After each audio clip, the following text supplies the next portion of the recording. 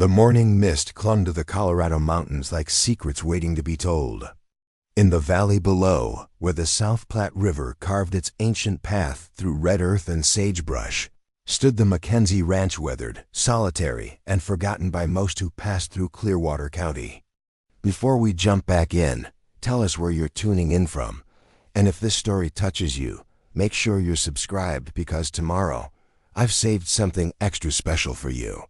Thomas Mackenzie pressed his weathered hands against the kitchen window, watching the sun climb over the peaks that had witnessed his entire life.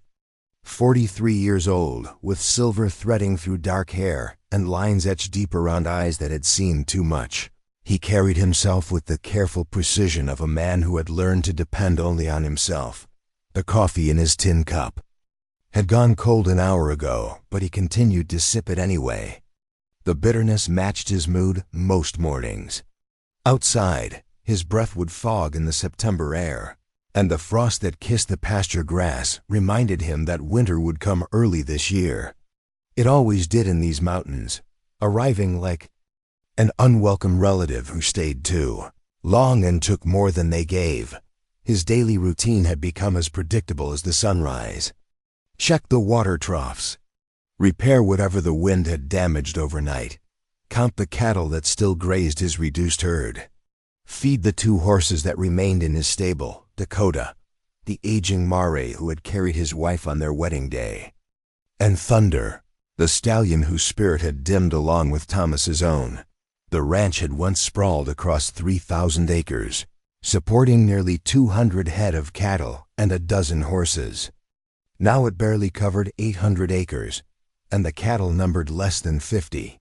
Each year, Thomas sold another piece of land to pay debts that seemed to multiply like tumbleweeds after a storm. Each year, the silence grew deeper. Margaret had been gone for 3 years now, taken by the fever that swept through the territory like wildfire, claiming the young and old without discrimination. She had fought it for 2 weeks, her auburn hair spread across the pillow like autumn leaves, her green eyes still fierce even as her body betrayed her. Thomas had held her hand as she slipped away, promising her things he knew he couldn't keep, that he would rebuild the ranch, that he would find happiness again, that he would honor the dreams they had shared. The promises felt hollow now, echoing in the empty rooms of their cabin like prayers spoken to an absent God. He walked through the house each morning, straightening things that didn't need straightening, dusting furniture that gathered dust again by evening. Margaret's sewing basket still sat beside her chair, the half-finished quilt folded exactly as she had left it. Her books remained on the shelf, spine creases marking the stories she had loved to read aloud during long winter evenings.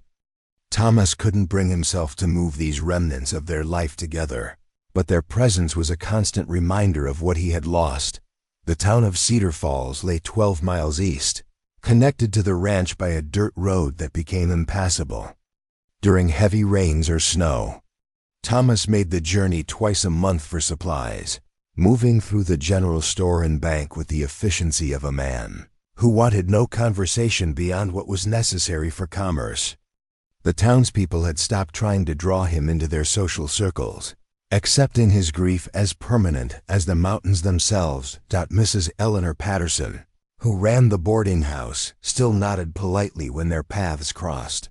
Dr. James Whitmore, who had attended Margaret during her illness, offered the same guilty half-smile he had worn since her funeral. The banker, Robert Thornfield, maintained professional courtesy while reviewing the papers that documented Thomas's shrinking world. These interactions felt like elaborate theater, everyone playing roles they had rehearsed but no longer believed in. Thomas had been raised on this land. His father, William Mackenzie, had claimed it during the territorial days, when Colorado was still wild country and a man's word was as binding as any legal document. William had built the cabin with his own hands, using timber cut from the slopes above the valley and stones pulled from the creek bed. He had taught Thomas to read the weather, to understand the rhythms of cattle and horses, to find water in country that could kill a man with thirst. The elder Mackenzie had been a man of Few words but deep convictions. He believed in hard work, fair dealing, and the idea that a person's character was measured by how they treated those who could do nothing for them in return. Thomas had inherited these values along with the land, but recent years had tested them in ways his father never could have imagined. When Margaret was alive, the ranch had hummed with purpose. She had tended a garden that produced vegetables for their table and flowers that brought color to the austere landscape.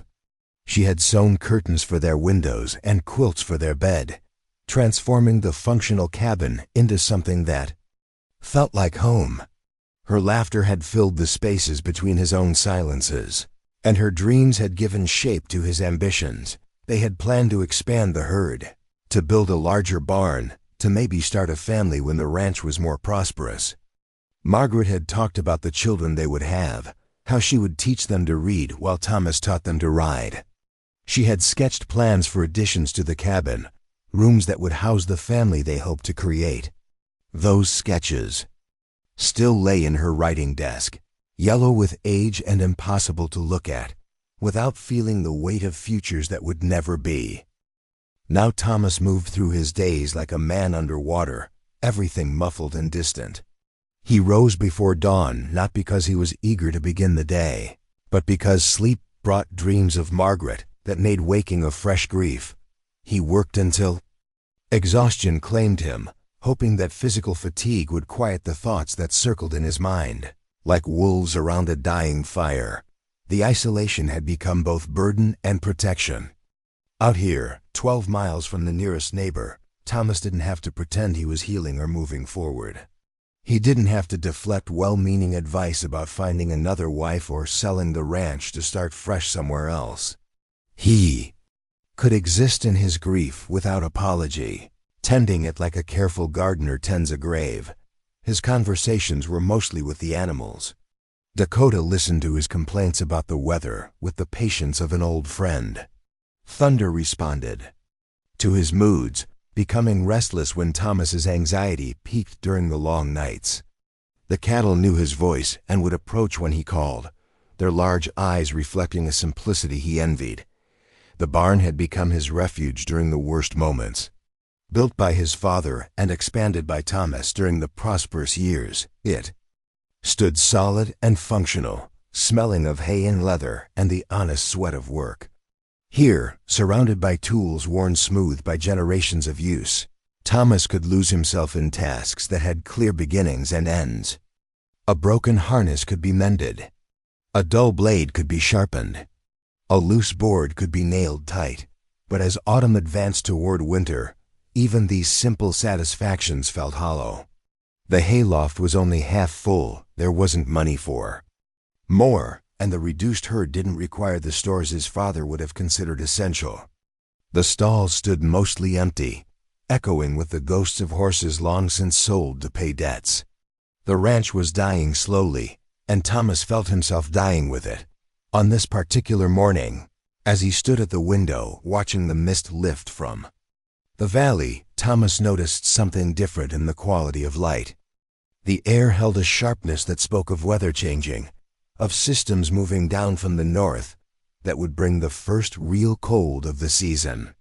Dakota had been restless the night before, and thunder had refused to settle, both animals responding to atmospheric pressures that humans could only guess at. Thomas pulled on his worn leather jacket and stepped onto the porch. The boards creaked under his weight, another item on the endless list of repairs that never seemed to get finished. The morning air cut through his shirt, carrying scents of pine and approaching winter. In the distance, a hawk circled over the pasture, hunting for prey that moved through the tall grass. He walked the familiar path to the barn, his boots crunching through frost that would be gone within the hour. The sound echoed off the cabin walls and seemed to announce his presence to the empty landscape. It was a sound he had grown to hate, the sound of a man alone in a place meant for families, for the bustle of purposeful activity, for the voices of children and the laughter of women who made houses into homes. Inside the barn, Dakota nickered softly at his approach. Thomas stroked her neck, feeling the warmth of her body against his palm. She was 22 years old now, ancient 4. A horse, but she had been Margaret's favorite, and Thomas couldn't bear the thought of letting her go. Thunder stood in the adjoining stall, younger and stronger, but somehow understanding that his role was to keep the old mare company, rather than to work the hard tasks that had once defined his purpose. The routine of feeding and watering gave Thomas's hands something to do while his mind wandered. He found himself thinking about the letter that had arrived the previous week from his sister Catherine in Denver. She had written to invite him for Christmas, suggesting that he needed to be around family during the holidays. Her words were kind but persistent, underlaid with the worry that had characterized her correspondence since Margaret's death. Catherine meant well, but she couldn't understand that Thomas's grief had become his companion. The idea of pretending to celebrate anything felt like betrayal of the deepest kind. Christmas had been Margaret's favorite time of year. She had decorated their cabin with pine boughs and candles, had baked bread that filled the house with warmth and promise. The thought of sitting at Catherine's table, surrounded by her children and husband, making conversation about subjects that no longer held meaning, filled Thomas with a weariness that went beyond physical exhaustion. As he finished the morning chores, Thomas allowed himself to imagine what the day would hold. More fence repairs on the north pasture, a trip to check the water levels in the upper creek, perhaps an attempt to read one of the books that lined the cabin shelves, though lately he found that words seemed to slide off the pages without leaving any impression on his mind. The truth was that each day felt like an endurance test, a challenge to simply make it through the hours until sleep provided temporary escape. Thomas had stopped making plans beyond the immediate necessities of survival. The future, which had once stretched before him bright with possibility, had contracted to the size of his daily routine. Yet as he stood in the barn doorway, looking out over the land that had shaped 4 generations of his family, Thomas felt something stir beneath the layers of grief and resignation. It was not hope exactly, but perhaps the memory of hope, a faint recognition that the mountains and valley held stories beyond his own sorrow, that the land itself possessed a patience that outlasted individual human struggles. The mist was lifting, now revealing the familiar contours of his world. Soon the sun would climb high enough to burn off the frost, and the day would settle into the rhythm he knew by heart. But for this moment, standing between the darkness of the barn and the growing light of morning, Thomas allowed himself to simply exist without the weight of past or future pressing down upon him. He didn't know that by sunset, everything would change. He didn't know that the empty spaces in his life were about to be filled in ways he could never have imagined. All he knew was the familiar ache of solitude and the stubborn determination to face another day on the land that had made him who he was. Preparing and narrating this story took us a lot of time, so if you are enjoying it, subscribe to our channel. It means a lot to us. Now back to the story. The mountains kept their secrets, and Thomas Mackenzie continued his vigil, unaware that fate was already moving toward him across the vast wilderness of the American West. The storm arrived without warning, as mountain weather often does. Thomas had noticed the pressure change around midday, the way Thunder's ears kept flicking backward and Dakota shifted restlessly in her stall. The air carried that electric feeling that spoke of violence building beyond the peaks, but the sky remained deceptively clear until late afternoon. When the first lightning split the horizon, Thomas was mending a section of fence along the eastern boundary. The wire cutter slipped from his hands as thunder crashed overhead, reverberating through the valley like cannon fire. Within minutes, rain began falling in sheets so thick he could barely see the cabin 50 yards away. He ran for shelter, his boots sliding on grass already slick with mud. The storm hit with the fury of something personal, as if the mountains themselves had declared war on the valley below. Hail followed the rain, stones the size of rifle bullets that drummed against the cabin roof and sent Dakota whinnying in terror from the barn. Thomas stood at his window, watching nature unleash itself with a violence that matched his own inner turmoil.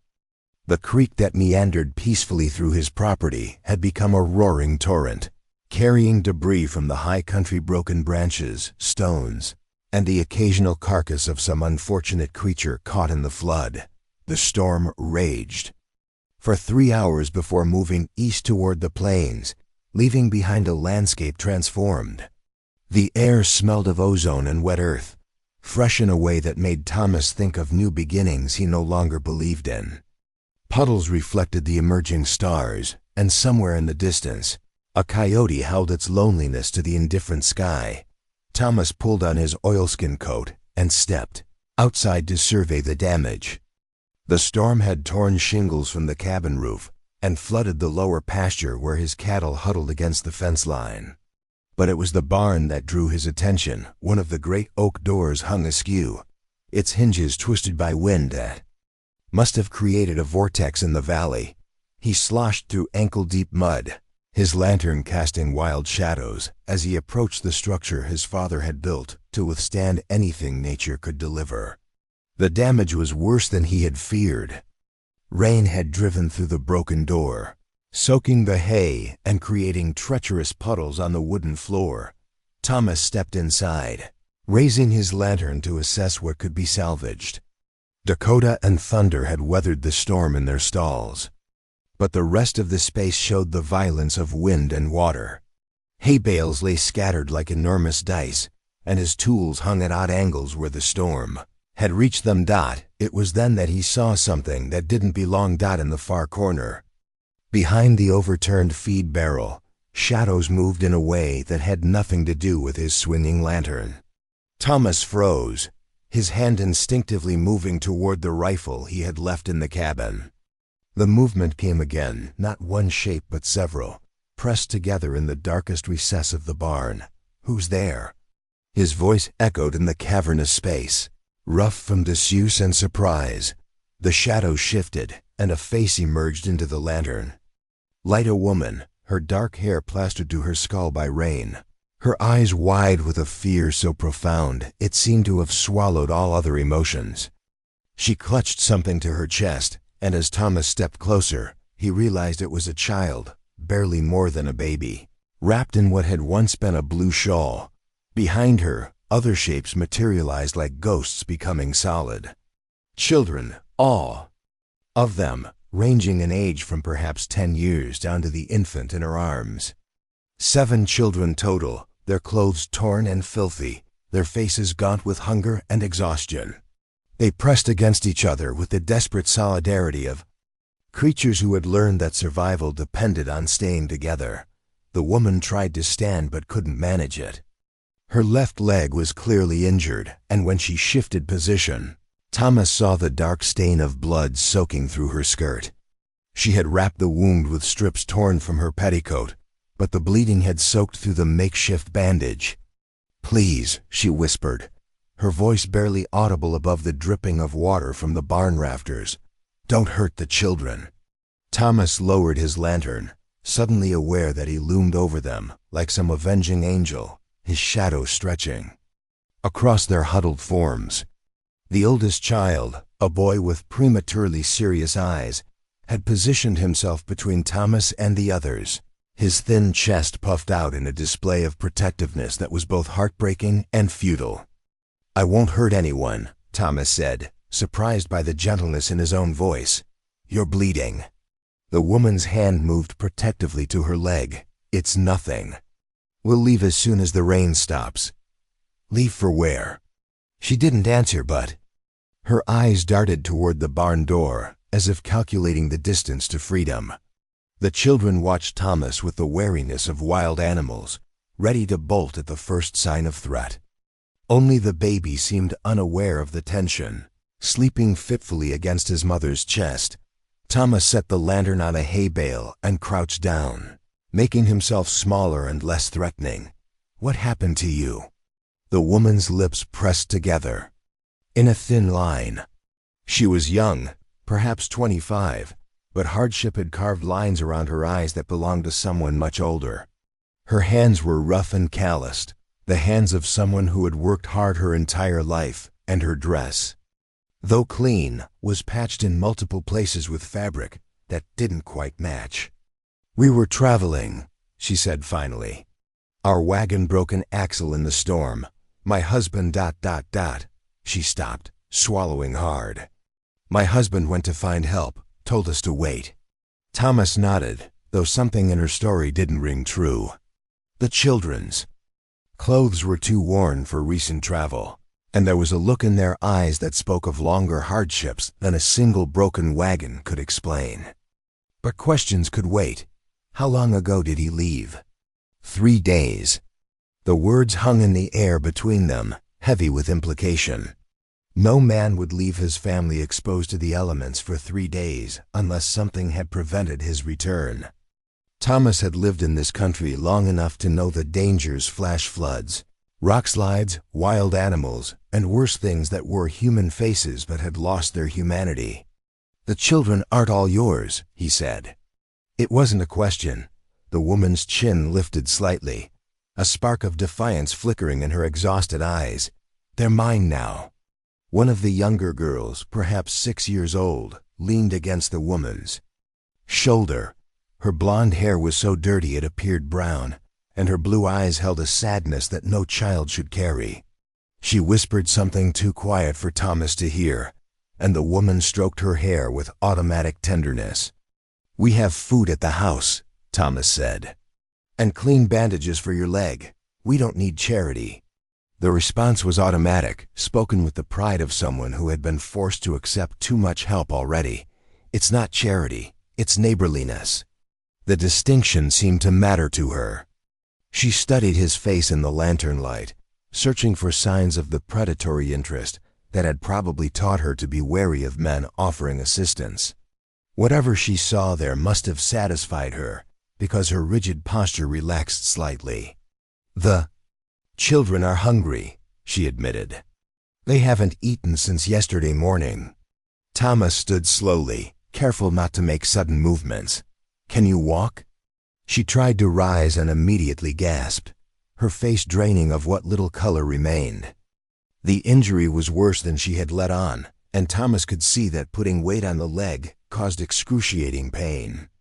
"I'll carry you," he said. "No." The refusal was sharp, automatic. "I can manage." The oldest boy stepped forward. "Let him help, Mama Rose. You're hurt bad." Mama Rose. So she had taken on the role of mother to children who weren't her own blood. Thomas wondered what circumstances had brought them together, what losses had created this makeshift family held together by necessity and love. "What's your name?" Thomas asked the boy. "Jacob." The answer came after a moment's hesitation, as if he was calculating whether honesty was safe. "Jacob, your mama needs medicine and rest. I've got both at my house." Jacob looked at the woman called Rose, clearly torn between protecting her independence and acknowledging the reality of their situation. The other children watched this exchange with the patience of those who had learned that adults made the decisions that determined whether they ate or went hungry, slept warm, or shivered through cold nights. Rose closed her eyes, and Thomas could see her pride warring with practicality. When she opened them again, defeat and gratitude warred in their depths. "The children come with me," she said, "all of them." She nodded once, sharply, and Thomas understood that this was non-negotiable. Whatever had happened to bring these 7 children under her protection, she would not be separated from them. "Jacob," Thomas said, "help me get your mama to the house. The rest of you follow close." The procession through the mud was slow and awkward. Rose leaned heavily on Thomas's arm, her breath coming in sharp gasps each time her injured leg bore weight. The children followed in a tight group, the oldest ones helping the youngest navigate the treacherous footing. Thomas's cabin had never felt smaller than when 8 refugees crowded into the front room. The children pressed against the walls, trying to make themselves invisible while their eyes darted around the space, cataloging exits and potential threats. Rose collapsed into the chair beside the fireplace, her face gray with pain and exhaustion. "Jacob, there's wood beside the fireplace. Thomas said. "Can you get a fire started while I tend to your mama's leg?" The boy nodded, grateful for something useful to do. Thomas retrieved his medical supplies from the bedroom supplies he had gathered during Margaret's illness and never used again. The sight of the bottles and bandages brought a stab of memory, but he pushed it aside. The past would have to wait. Cleaning. Rose's wound revealed a gash that ran from her knee to mid-thigh, deep enough to require stitches, but not deep enough to have damaged major blood vessels. She had been lucky, though Thomas suspected she had little experience feeling fortunate about anything. "This is going to hurt," he warned, threading a needle with practiced efficiency. Rose bit down on the leather strap he offered her and nodded. She made no sound as he cleaned and stitched the wound, though sweat beaded on her forehead and her hands clenched into fists. The children watched in silent solidarity, their faces reflecting every wince and grimace their protector couldn't quite suppress. When Thomas finished, Rose's head fell back against the chair, exhaustion finally claiming her. "Thank you," she whispered. Thomas bandaged the wound carefully, his hands steady despite the emotions churning in his chest. Having people in his house again, hearing voices other than his own, felt like waking up after a long sleep. But along with the unexpected warmth came questions that demanded answers. As if reading his thoughts, Rose opened her eyes and met his gaze directly. "You want to know what really happened? When you're ready to tell me." She looked at the children, all of them now gathered around the fireplace where Jacob had coaxed a respectable blaze to life. Their faces were turned toward the flames, soaking up the heat like flowers following the sun.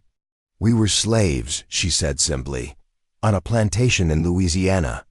When freedom came, we thought things would be different.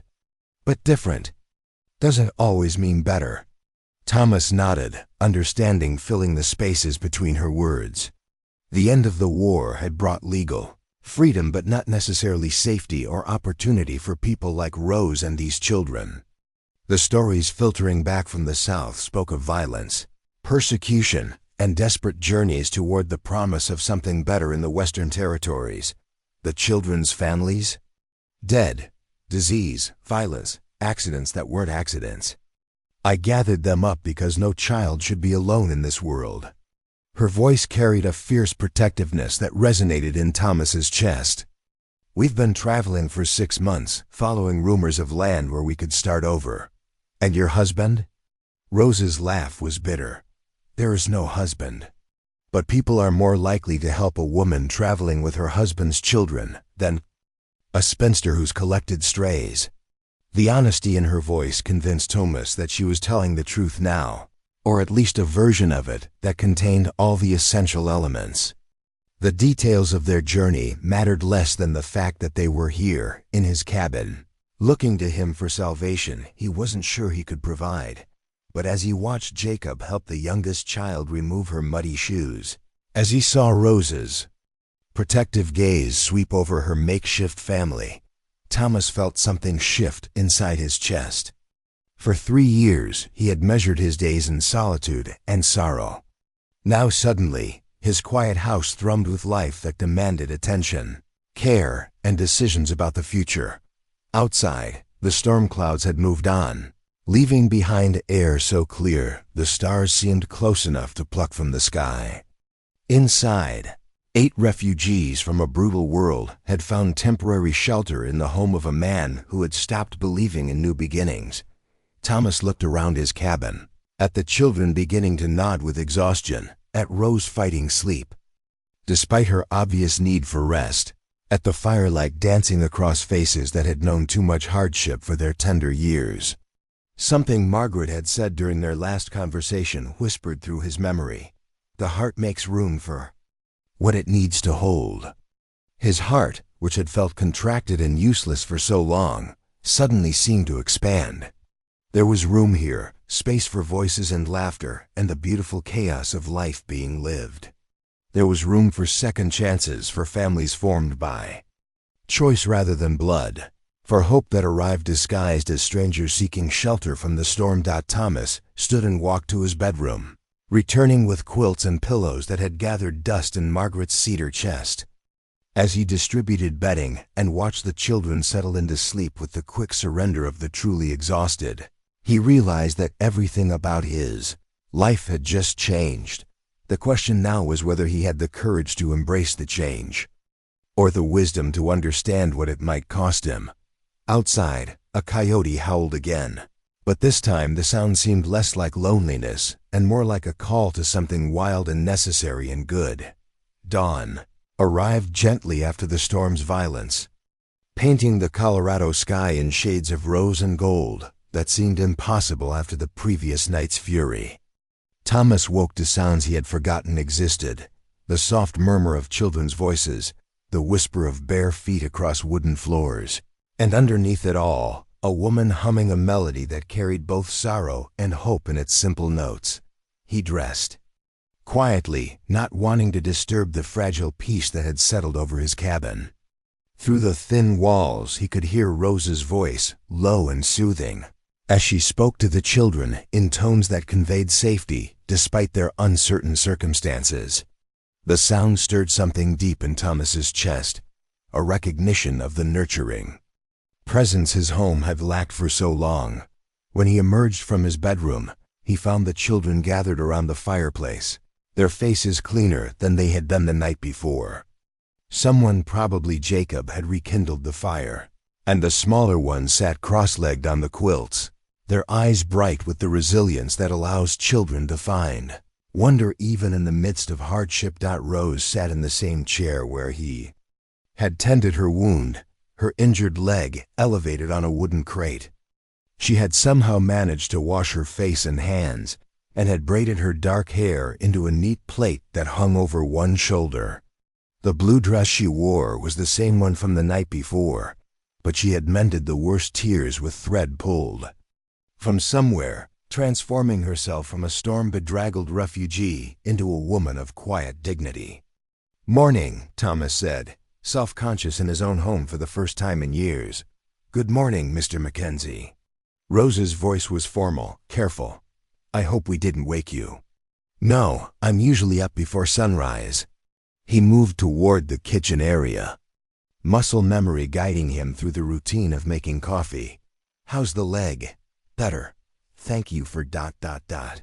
She gestured toward the bandage visible beneath her skirt hem. "You have medical training?" Thomas measured coffee grounds into his battered pot, the familiar ritual steadying his nerves.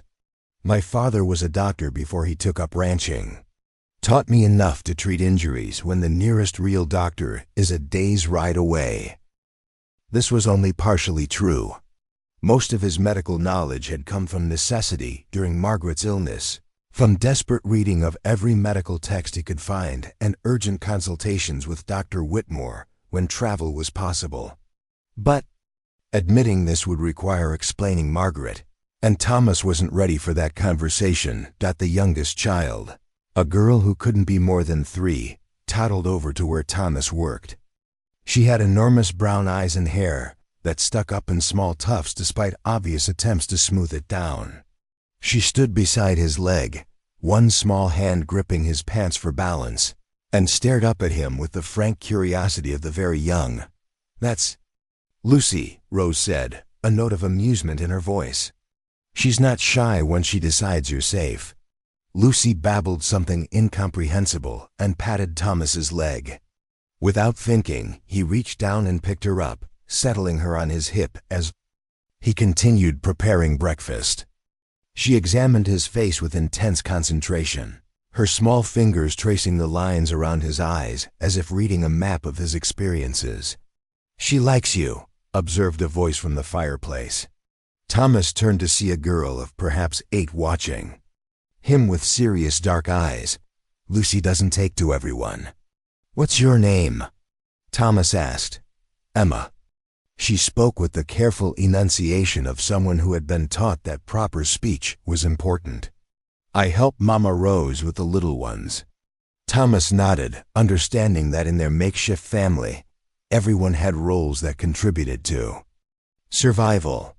Emma was clearly one of Rose's lieutenants, responsible for children younger than herself, while the adults handled the larger challenges of keeping them all alive. As he worked, Thomas became aware of the other children introducing themselves through glances and gestures rather than words. There was Samuel, perhaps 10 years old, who had positioned himself near the door with the watchfulness of a sentry. Mary, 6 or 7, who stayed close to Rose and seemed to communicate primarily through whispers. Benjamin, maybe 5, who clutched a wooden horse carved from what looked like a piece of fence post. And closest to the fire, a boy of perhaps 4 who had yet to speak at all. "That's Daniel," Rose said, following Thomas's gaze. "He hasn't said a word since his family died. But he understands everything." Thomas felt a familiar ache in his chest, recognizing something of his own grief in the silent child's withdrawn posture. Some wounds went too deep for speech, creating spaces that could only be filled slowly, with patience and the gradual accumulation of small kindnesses. The coffee finished brewing, filling the cabin with its rich aroma. Thomas had made enough for himself and Rose, but as he looked at the children's faces, he realized they were probably accustomed to going without such luxuries. He diluted the coffee with hot water and added honey from Margaret's stores, creating a weak but sweet drink that the older children could share. "You don't have to feed us," Rose said as Thomas handed her a cup. "We've imposed enough already." "When's the last time any of you had a real meal?" Rose's hesitation answered the question. Thomas moved to his pantry, taking inventory of supplies. He had been hoarding more from habit than need. Flour, cornmeal, bacon, dried beans, canned vegetables from Margaret's last garden, preserves that he had never been able to bring himself to eat. Enough food to feed 8 people for several days, though he would need to supplement it with hunting or a trip to town. "Jacob," he called to the oldest boy, "you know how to handle an axe?" Jacob straightened, eager for responsibility. "Yes, sir. There's wood that needs splitting behind the house. Think you can manage that while I fix breakfast?" "Yes, sir." Jacob headed for the door, then paused. "Mr. Mackenzie, thank you for helping us." The formality in the boy's speech spoke of careful training, probably from Rose, who understood that survival often depended on making a good impression on the white people who held power over their lives. But underneath the politeness, Thomas heard genuine gratitude that made his throat tighten unexpectedly. As Jacob headed outside, Thomas began preparing the largest breakfast his cabin had seen in years. He mixed cornbread batter while bacon sizzled in Margaret's iron skillet, the familiar sounds and smells bringing back memories of mornings when cooking had been a shared pleasure rather than a solitary chore. Emma appointed herself his assistant, standing on a chair to reach the counter while she helped measure ingredients. Her small hands were surprisingly capable, suggesting she had experience in kitchens despite her young age. She chattered softly as they worked, telling him about the other children's preferences and dietary restrictions. In the matter of fact way children accept whatever circumstances they find themselves in. "Benjamin won't eat beans," she informed him. "They make his stomach hurt. And Mary can't have too much milk or she gets sick. But Lucy will eat anything you put in front of her." Thomas filed away this information, touched by the care Rose had clearly taken to learn each child's needs. Creating a family from strangers required more than good intentions. It demanded the patience to discover individual quirks and preferences, the wisdom to know when to insist and when to accommodate. The cornbread went into the oven, and Thomas started scrambling eggs while Emma set the table with Margaret's good dishes. The children watched these preparations with the intensity of those who had learned not to take food for granted. Even Lucy, still perched on Thomas's hip, seemed mesmerized by the sight of butter melting in the hot skillet. "Smells wonderful," Rose said from her chair. "It's been a long time since ... She didn't finish the sentence, but Thomas understood. The simple act of cooking for people who appreciated it, of filling a house with the smells of home and nourishment, had been absent from both their lives for different reasons, but with similar Results. When breakfast was ready, they gathered around Thomas's small table. The children squeezed together on benches while Rose remained in her chair with her leg elevated. Thomas had never said grace. His father had been skeptical of organized religion, and Margaret had preferred private prayer to public displays of faith. But when Rose bowed her head and began speaking quietly, he found himself following her. "Lead. For shelter from the storm," she said, "for kindness from strangers, for food to fill empty bellies and hope to fill empty hearts. We are grateful. Amen." The children echoed amen in voices that ranged from Jacob's changing tenor to Lucy's babbled approximation.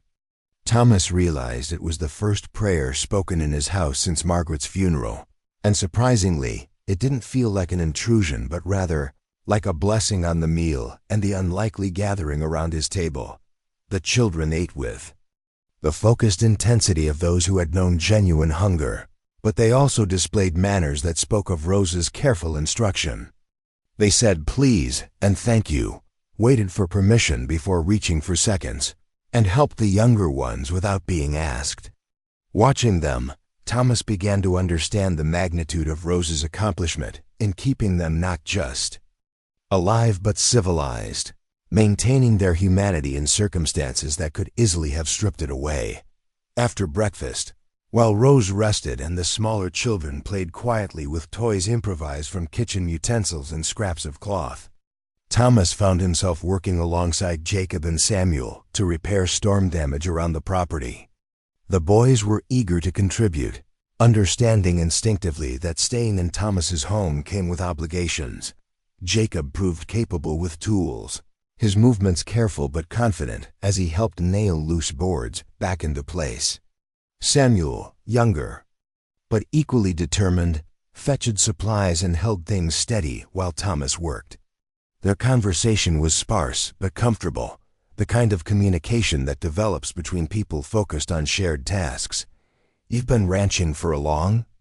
Jacob asked as they reinforced a section of fence. "Born here," Thomas replied. "My father built this place." "Must be nice," Samuel said quietly, "having a place that belongs to you." Thomas paused in his hammering, struck by the longing in the boy's voice. These children had never known the security of permanent belonging, had learned early that home was wherever Rose was rather than any fixed location. The concept of inherited land, of roots that went generations deep, was as foreign to them as their experiences were to him. "What about you boys? Where are you from originally?" "Louisiana," Jacob said. "Worked cotton mostly, some tobacco." The simplicity of the statement masked what Thomas suspected were complicated and painful histories. Children their age should have been learning to read and write, playing games, discovering their talents and interests. Instead, they had been laboring in fields, their childhood sacrificed to the economic system that had shaped the antebellum South. As they worked, Thomas found himself studying these children, really looking at them as individuals rather than simply components of the crisis that had arrived on his doorstep.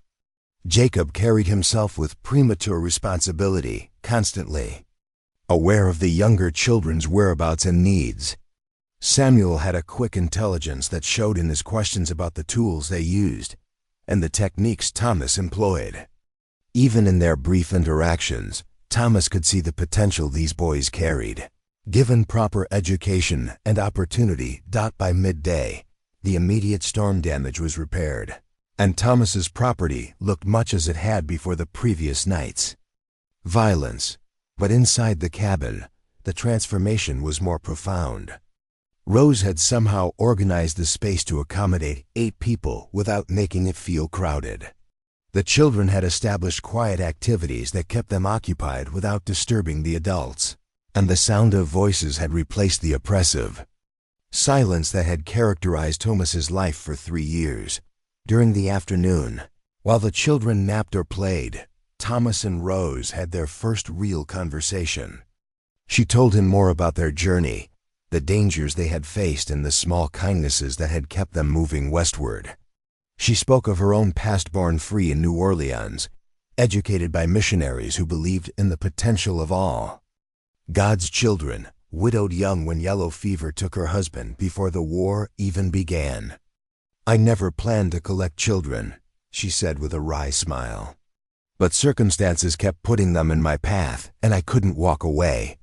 Thomas understood that impulse, though he had spent the last 3 years walking away from everything. And everyone, why Colorado? Heard there were homestead opportunities, places where a person could claim land if they were willing to work it. She looked out the window toward the mountains. "Figured if we could get far enough from the past, we might be able to build something new." The conversation revealed Rose's intelligence and determination, but also her vulnerability. She was gambling everything on rumors and hope, leading 7 children across a dangerous country toward an uncertain future.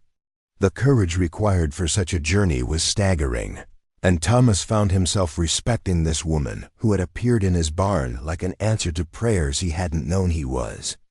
Praying. As evening approached, the children helped prepare supper with the efficiency of a well-practiced team. Emma and Mary worked together to set the table while Benjamin and Daniel gathered kindling for the fire. Jacob and Samuel discussed plans for the next day's work with the seriousness of adults. The first sign of trouble came from an unexpected source. Mrs. Abigail Fletcher, who owned the boarding house on the edge of Cedar Falls and prided herself on knowing every piece of news that traveled through Clearwater County. She arrived at the Mackenzie Ranch 3 days after the storm, her buggy kicking up dust clouds that announced her approach long before. Thomas could see her stern figure hunched over the reins. Thomas was teaching Jacob how to properly shoe horse when he spotted the approaching vehicle. The boy had quick hands and an intuitive understanding of the animals, but he had never worked with the specialized tools required for farrier work. Thomas had been enjoying the quiet concentration required to guide inexperienced hands through delicate work, but Mrs. Fletcher's arrival sent tension shooting through his shoulders. "Jacob, take the tools inside the barn," he said quietly. "All of you need to stay out of sight for a while." The boy's face darkened with understanding. At 14, he was old enough to comprehend the dangers that white disapproval could bring. Without argument, he gathered the farrier equipment and headed for the barn, calling softly to his siblings to follow. Within moments, the yard appeared empty except for Thomas, standing beside Dakota with his arms crossed and his expression carefully neutral. Mrs. Fletcher pulled her buggy to a stop near the cabin steps and climbed down with the deliberate movements of a woman who considered every action a statement of moral authority. She was perhaps 60 years old, with steel-gray hair pulled back in a severe bun and dark eyes that seemed to catalog saying wherever they landed. Her black dress was perfectly pressed despite the dusty ride, and she carried herself with the rigid posture of someone who had never doubted her right to judge others. "Thomas Mackenzie," she said by way of greeting, her voice carrying the sharp edge of moral certainty. "I trust you're well." "Mrs. Fletcher, what brings you out to the ranch?" She adjusted her shawl with precise movements, clearly savoring the moment before delivering whatever news had prompted her journey. "There are concerning reports circulating in town. Stories about unusual activity at your property." Thomas kept his expression blank. "I'm not sure what you mean." "Come now, Thomas. Young Billy Preston was hunting near your eastern boundary 2 days ago. He claims he saw colored children playing in your yard, children and a woman." Her eyes glittered with the satisfaction of someone delivering devastating news. Naturally, people are talking. The words hung in the air between them, like an accusation. Thomas had known this moment would come in a county where everyone knew everyone else's business. 8 strangers couldn't remain hidden indefinitely. But he had hoped for more time, a chance to figure out how to protect Rose and the children from the kind of scrutiny that could turn dangerous quickly. "Billy Preston is known for his tall tailies," Thomas said carefully. Mrs. Fletcher's smile was sharp as a blade. "Perhaps. But Dr. Whitmore mentioned that someone purchased medical supplies from him 3 days ago." Unusual quantities of bandages and antiseptic. The kind of supplies one might need to treat injuries. She paused, letting the implication settle. He was curious about who might require such care, given that no accidents had been reported in town. Thomas realized he had underestimated the speed with which information traveled through small communities. Every purchase, every unusual behavior, became grist for the gossip mill that ground relentlessly through the daily lives of everyone in Cedar Falls. Privacy was a luxury that existed only for those who never deviated from expected patterns. I appreciate your concern for my welfare, Mrs. Fletcher, but I assure you that everything at the ranch is perfectly normal. Is it? She stepped closer, her voice dropping to a conspiratorial whisper. Because if what people are saying is true, if you are harboring runaway slaves or vagrants, there could be serious consequences. The territorial government has laws about harboring fugitives, and there are men in this county who take those laws very seriously. The threat was delivered with the sweet venom of someone who considered herself a messenger of righteousness. Thomas understood that Mrs. Fletcher wasn't just reporting gossip. She was issuing a warning wrapped in social concern. The kind of warning that preceded organized action by groups of men who believed that maintaining order sometimes required violence. "I'm not harboring anyone," Thomas said, the lie sitting heavily on his tongue. "But I appreciate your concern.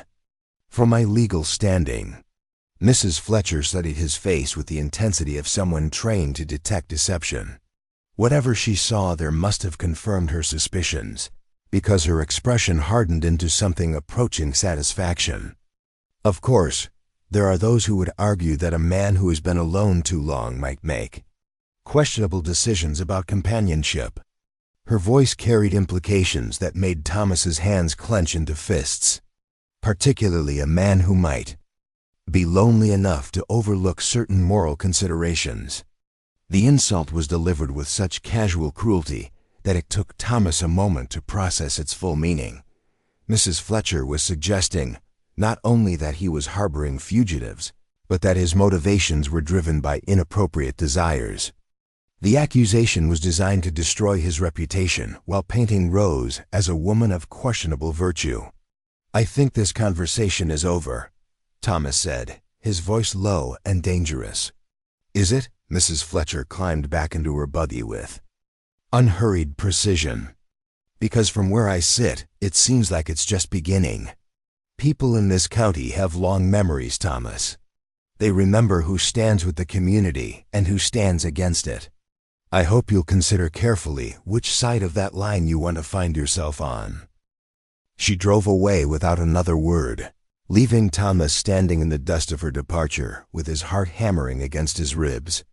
The threat had been delivered with surgical precision, not just to his own safety, but to Rose and the children. In territories where law enforcement was sparse and frontier justice was swift, accusations of moral impropriety could escalate into violence with terrifying speed. Thomas waited until Mrs. Fletcher's buggy disappeared over the ridge before calling the children back from the barn. They emerged slowly, their faces reflecting the tension they had absorbed from the adult conversation they couldn't quite hear but instinctively understood was dangerous. Rose appeared in the cabin doorway, leaning heavily on a walking stick Thomas had carved for her the previous day. Her face was pale but determined, and her eyes held the same watchful intensity he had seen that first night in the barn. "How much trouble are we in?" she asked without preamble. Thomas looked at the children gathered around them, Jacob with his protective stance, Emma holding Lucy's small hand, Samuel and Benjamin flanking the silent Daniel, Mary pressed close to Rose's side. They all understood that their safety hung in the balance of decisions made by adults whose motivations they could only guess at. "I don't know yet," Thomas admitted. "But Mrs. Fletcher didn't come here to exchange pleasantries. She knows about U.S., she suspects. And she's not the type to keep suspicions to herself." Rose nodded grimly. "We'll leave tonight. It's not safe for you to have us here. Where will you go?" The question came out sharper than Thomas intended, revealing more of his emotional investment than he had meant to show. West, toward California maybe. There are communities there that might be more ... double quotes. She searched for the right word. Accepting. Thomas looked at her injured leg, still weak despite his careful treatment. The idea of her leading 7 children across hundreds of miles of dangerous territory with winter approaching seemed like a form of slow suicide. But he also understood that staying might be even more dangerous for all of them. You're not strong enough to travel yet. I'll have to be. The conversation was interrupted by the sound of approaching horses, multiple riders moving fast across the valley. Thomas felt ice form in his stomach as he recognized the lead horse. Sheriff Marcus Donnelly was coming, and he wasn't alone. "Everyone inside," Thomas said urgently. "Rose, you need to be in the bedroom with the door closed. Children, scatter throughout the house, but stay quiet. Don't let them see how many of you there are." The children responded with the swift efficiency of those who had practiced hiding from danger. Within seconds, the yard appeared empty except for Thomas, standing beside his cabin with his thumbs hooked in his belt, and his expression carefully neutral. Sheriff Donnelly rode up with 3 other men, all of them known to Thomas as prominent citizens of Cedar Falls. There was Robert Thornfield, the banker whose pale eyes never seemed to reflect warmth.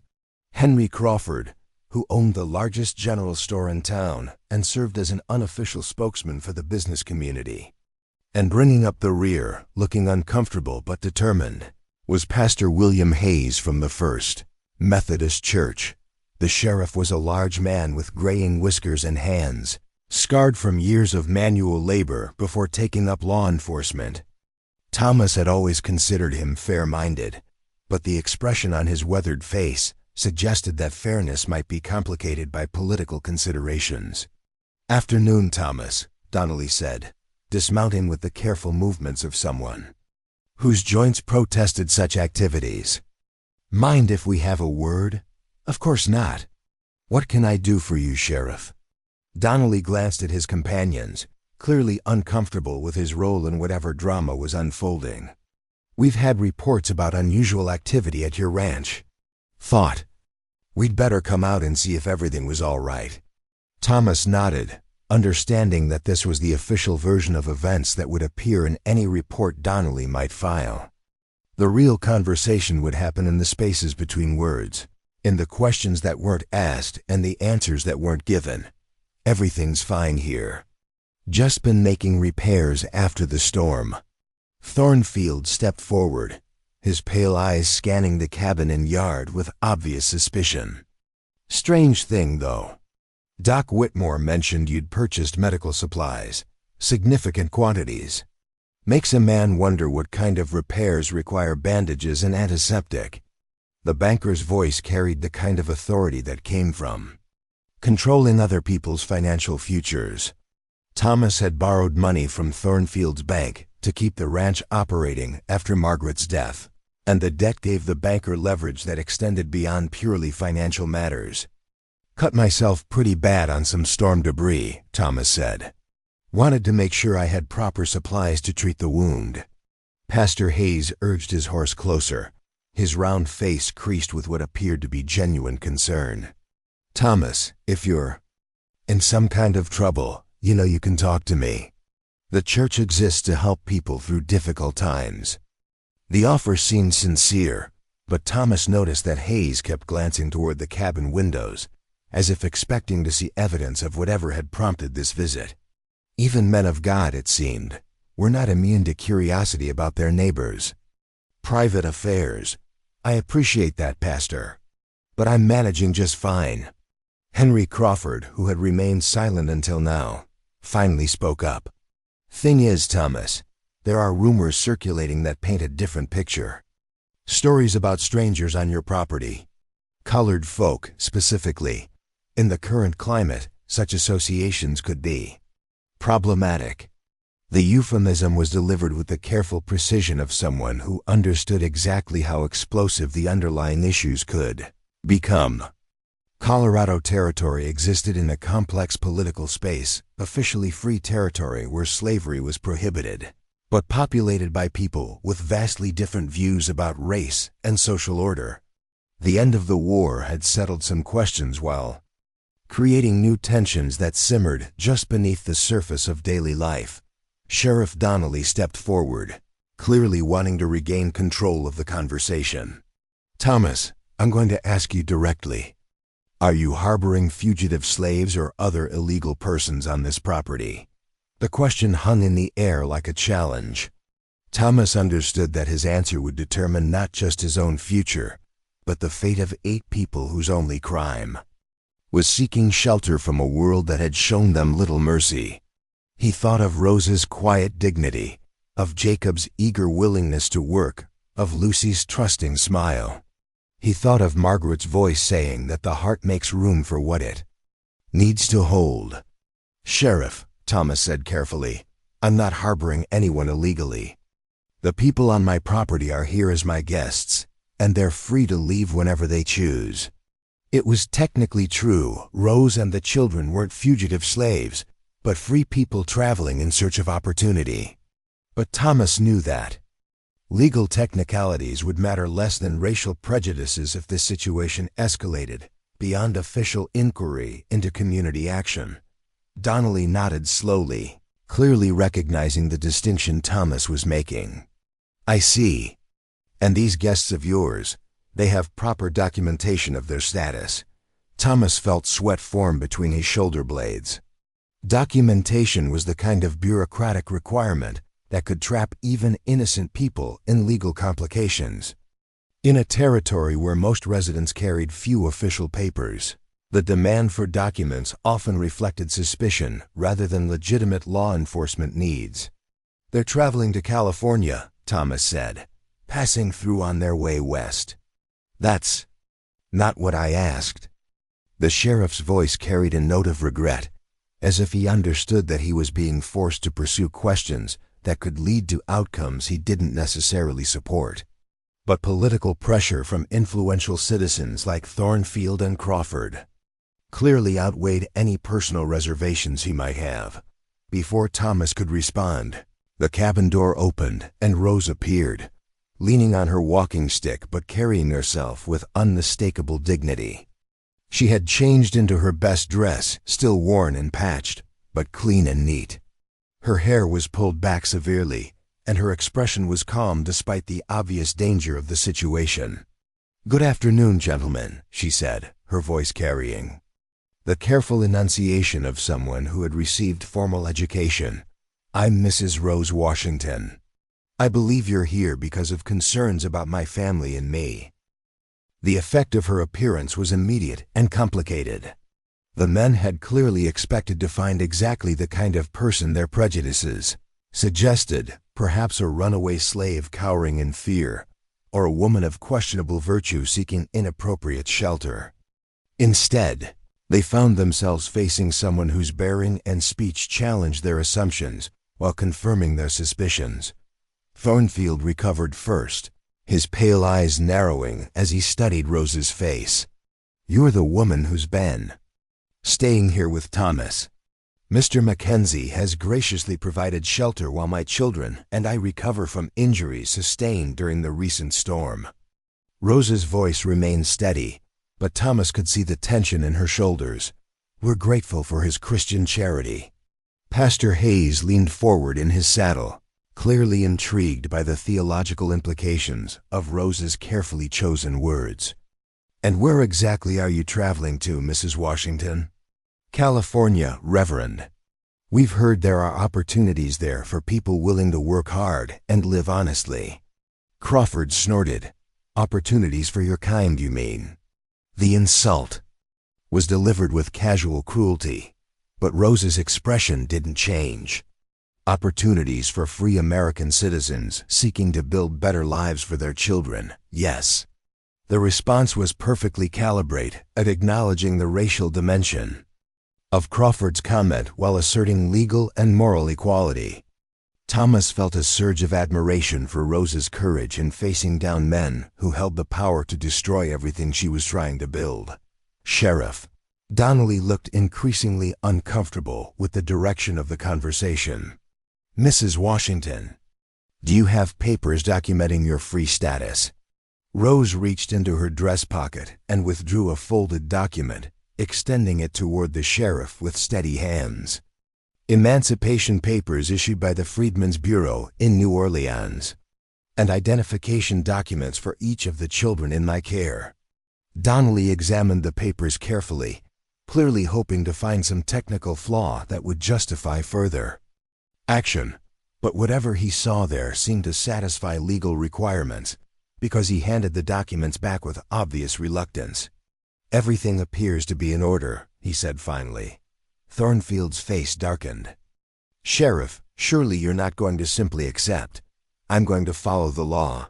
Donnelly interrupted, his voice carrying new authority, which states that free citizens have the right to travel through territorial land without harassment. The confrontation was reaching a tipping point. Thomas could see the calculation in Thornfield's eyes, the weighing of official law against community pressure. He understood that whatever happened next would determine whether this ended as a bureaucratic inquiry or escalated into something much more dangerous. Of course, Pastor Hayes said suddenly, the real question isn't legal but moral. What kind of message does it send when members of our community provide aid and comfort to people who should be encouraged to move on to places more suitable for their needs? The euphemism was delivered with pastoral gentleness, but its meaning was clear. Even if Rose and the children had legal right to be in Colorado territory, social pressure could make their presence untenable. Thomas understood that he was being offered a face-saving exit, convince his guests to leave voluntarily and avoid the consequences of defying community sentiment. Pastor, Thomas said quietly, seems to me that Christian charity doesn't come with conditions about the recipient's destination. The words hung in the air like a challenge to everything these men claimed to believe about moral authority and social order. Thomas had chosen his side, and everyone present understood that the choice would have consequences extending far beyond this single conversation. Sheriff, Donnelly gathered his reins, clearly eager to escape the situation that had grown more complicated than he had anticipated. Well then, everything appears to be legal here. Good day, Thomas, Mrs. Washington. As the four men rode away, Thomas felt the weight of what had just transpired settling on his shoulders like a heavy coat. He had protected Rose and the children for now, but at the cost of making enemies of some of the most powerful men in Clearwater County. The game had changed, and the stakes had gotten much higher. Rose touched his arm gently. Thank you, she said simply. Thomas nodded, watching the dust cloud raised by the departing riders. This isn't over, I know. But we'll face whatever comes next together.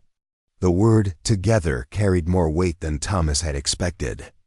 Somewhere in the space of a few days, his solitary existence had been transformed into something larger and more complicated. He had found a family he hadn't known he needed, and now he would have to fight to keep them.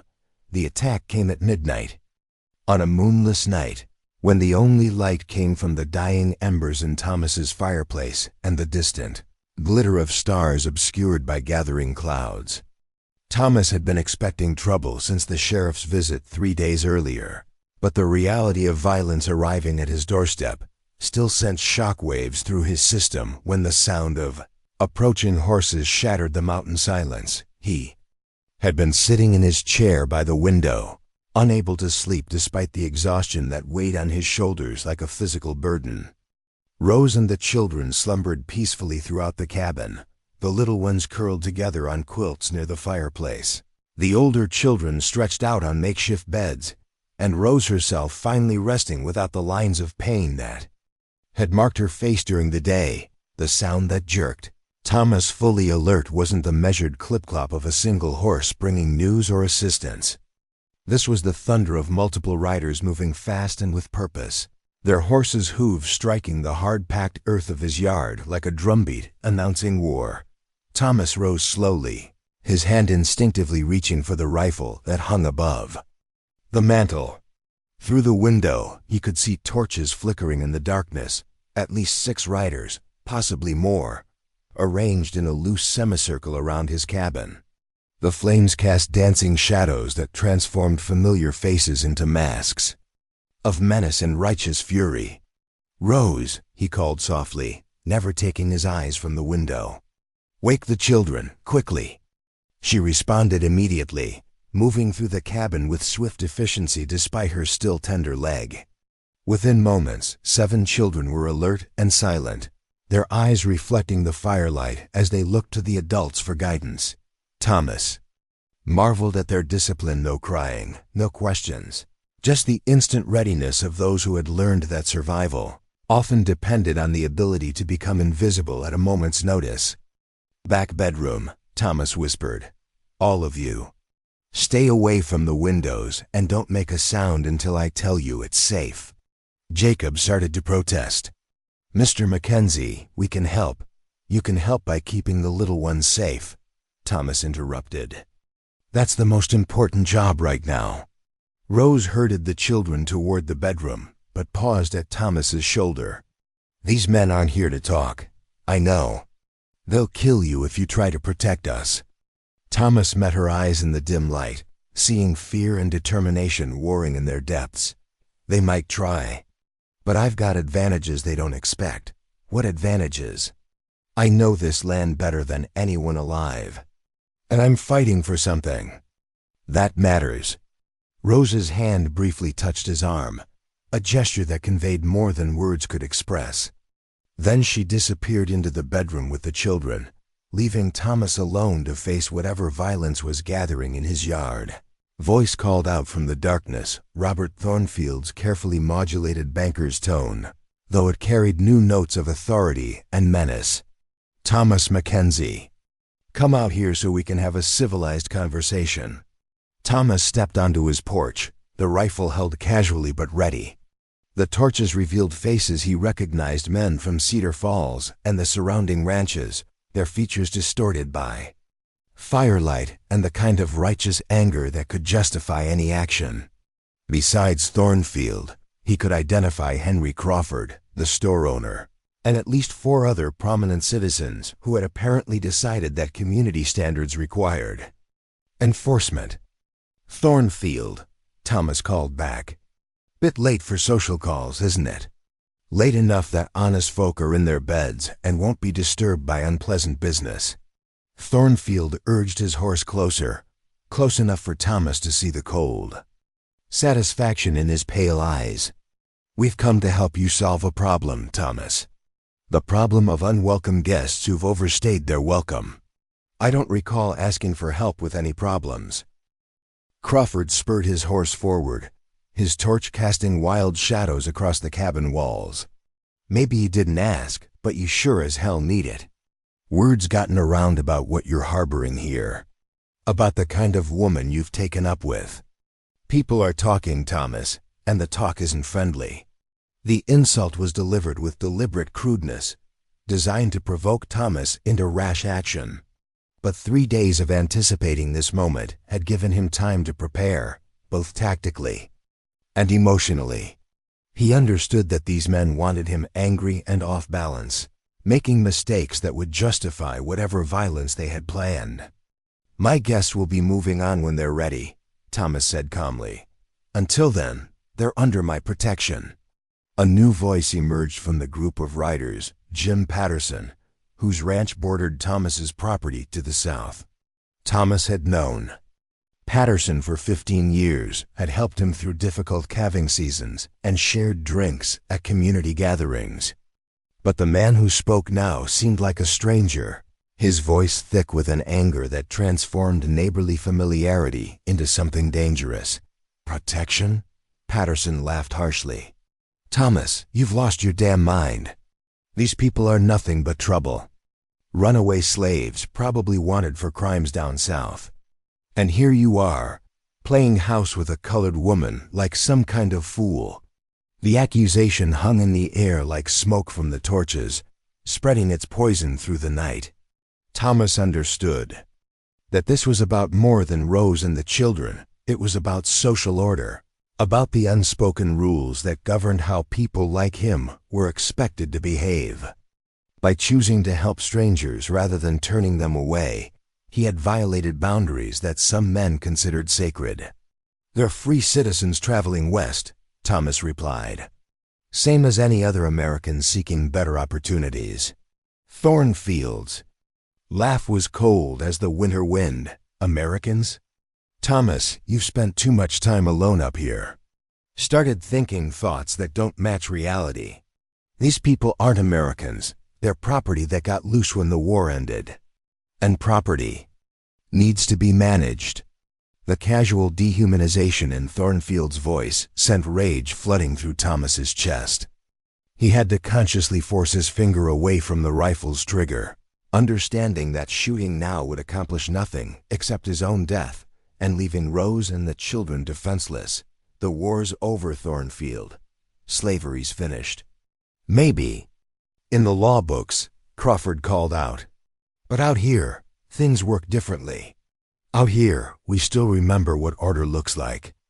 Another rider emerged from the shadows, a man Thomas didn't immediately recognize, wearing a long coat and sitting on his horse with military bearing. When he spoke, his voice carried the authority of someone accustomed to command. "Mr. Mackenzie, I'm Colonel Bradley Harrison, late of the Confederate Army. I've traveled a considerable distance to reclaim property that belongs to my family." The words sent ice forming in Thomas's stomach.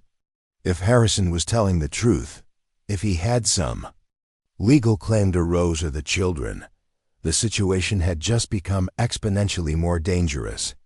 Slave catchers and bounty hunters still operated throughout the territories, using legitimate-sounding paperwork to reclaim people who had achieved freedom through legal means. "These people have documentation proving their free status," Thomas said carefully. Harrison's smile was thin and predatory. "Documentation can be forged, Mr. Mackenzie, and I have papers of my own, issued by proper authorities, that tell a different story. The woman calling herself Rose Washington is actually a slave named Susanna, who disappeared from my plantation, with 7 children belonging to various neighbors. They're wanted for theft and destruction of property." Thomas felt the ground shifting beneath his feet. Even if Harrison's claims were false, the existence of conflicting paperwork would create legal complications that could trap Rose and the children in a bureaucratic nightmare. In territories where law enforcement was thin and judicial processes could take months, possession often determined outcome more than legal technicalities. "Let me see these papers." Harrison reached into his coat and withdrew a leather portfolio, urging his horse close enough to hand the documents to Thomas. By torchlight, Thomas examined what appeared to be official warrants and property claims, complete with seals and signatures that looked authentic to his untrained eye. But as he studied the papers more closely, Thomas noticed inconsistencies that suggested fraud. The dates were wrong. Some of the alleged crimes had supposedly occurred after the Emancipation Proclamation, when slavery was no longer legal even in the South. The descriptions of the children didn't match their actual ages and appearances. Most tellingly, the name on Rose's supposed ownership papers was spelled 3 different ways across the various documents. "These papers are forgeries," Thomas said, handing them back to Harrison. "Poor ones at that." Harrison's face darkened with anger, but Thornfield laughed approvingly. "Doesn't matter whether they're real or not, Thomas. What matters is that we've got them, and you've got nothing but stubborn pride and misplaced sympathy." The mask was finally slipping away, revealing the true nature of what Thomas faced. This wasn't about law enforcement or legitimate property claims. It was about power, about the determination of certain white men to maintain social hierarchies that the war had supposedly ended. The forged papers were simply a convenient excuse for actions they intended to take regardless of legal justification. "So what's your proposal?" Thomas asked, though he already knew the answer. Crawford leaned forward in his saddle, his torch casting hellish light across his features. "Simple enough. You hand over the woman and children. We take them where they belong. And you get to keep living on your ranch without any more trouble. Everybody wins except the troublemakers who started this mess. And if I refuse?" The silence that followed was more eloquent than any threat. Thomas could see the answer in the set of their shoulders, in the way hands rested near weapons, in the cold calculation behind eyes that had already moved past negotiation to the implementation of predetermined violence. Patterson was the one who finally spoke, his voice carrying what might have been genuine regret. "Thomas, you're outnumbered 7-1. This ranch is 12 miles from town, and nobody's going to hear gunshots or come asking questions until it's too late. Be smart about this. Don't die for people who aren't worth it." The appeal to pragmatism was delivered with the tone of reasonable men discussing business arrangements. But Thomas understood that retreat now would mean living with the knowledge that he had abandoned 8 innocent people to satisfy the prejudices of his neighbors. More than that, it would mean betraying everything Margaret had believed about the obligations that came with privilege and safety.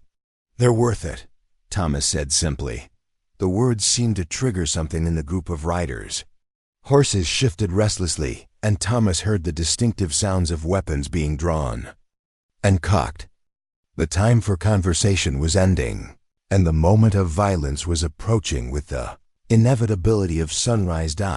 But then a new sound intruded on the tense silence, the rapid approach of another horse, this one ridden hard and arriving from the direction of town. The rider burst into the circle of torchlight, and Thomas felt a surge of hope as he recognized Sheriff Donnelly, his badge glinting in the firelight and his hand resting on the butt of his service revolver. "What the hell is going on here?" Donnelly's voice carried the authority of legitimate law enforcement, cutting through the mob mentality that had been building toward explosion. Thornfield recovered first, his banker's training in managing difficult situations asserting itself. "Sheriff, we're conducting citizens' business, recovering stolen property and maintaining community order." Donnelly's eyes swept the assembled riders, cataloging faces and weapons with professional efficiency.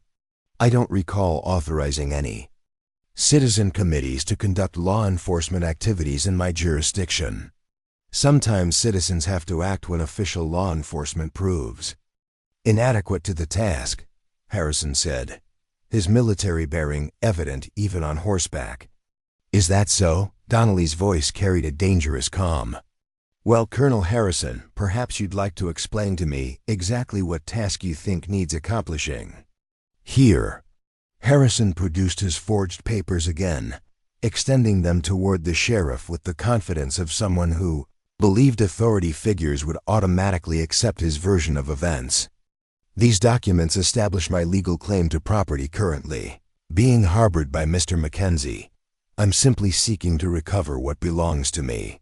Donnelly accepted the papers and examined them by torchlight, taking considerably more time than Harrison had probably expected.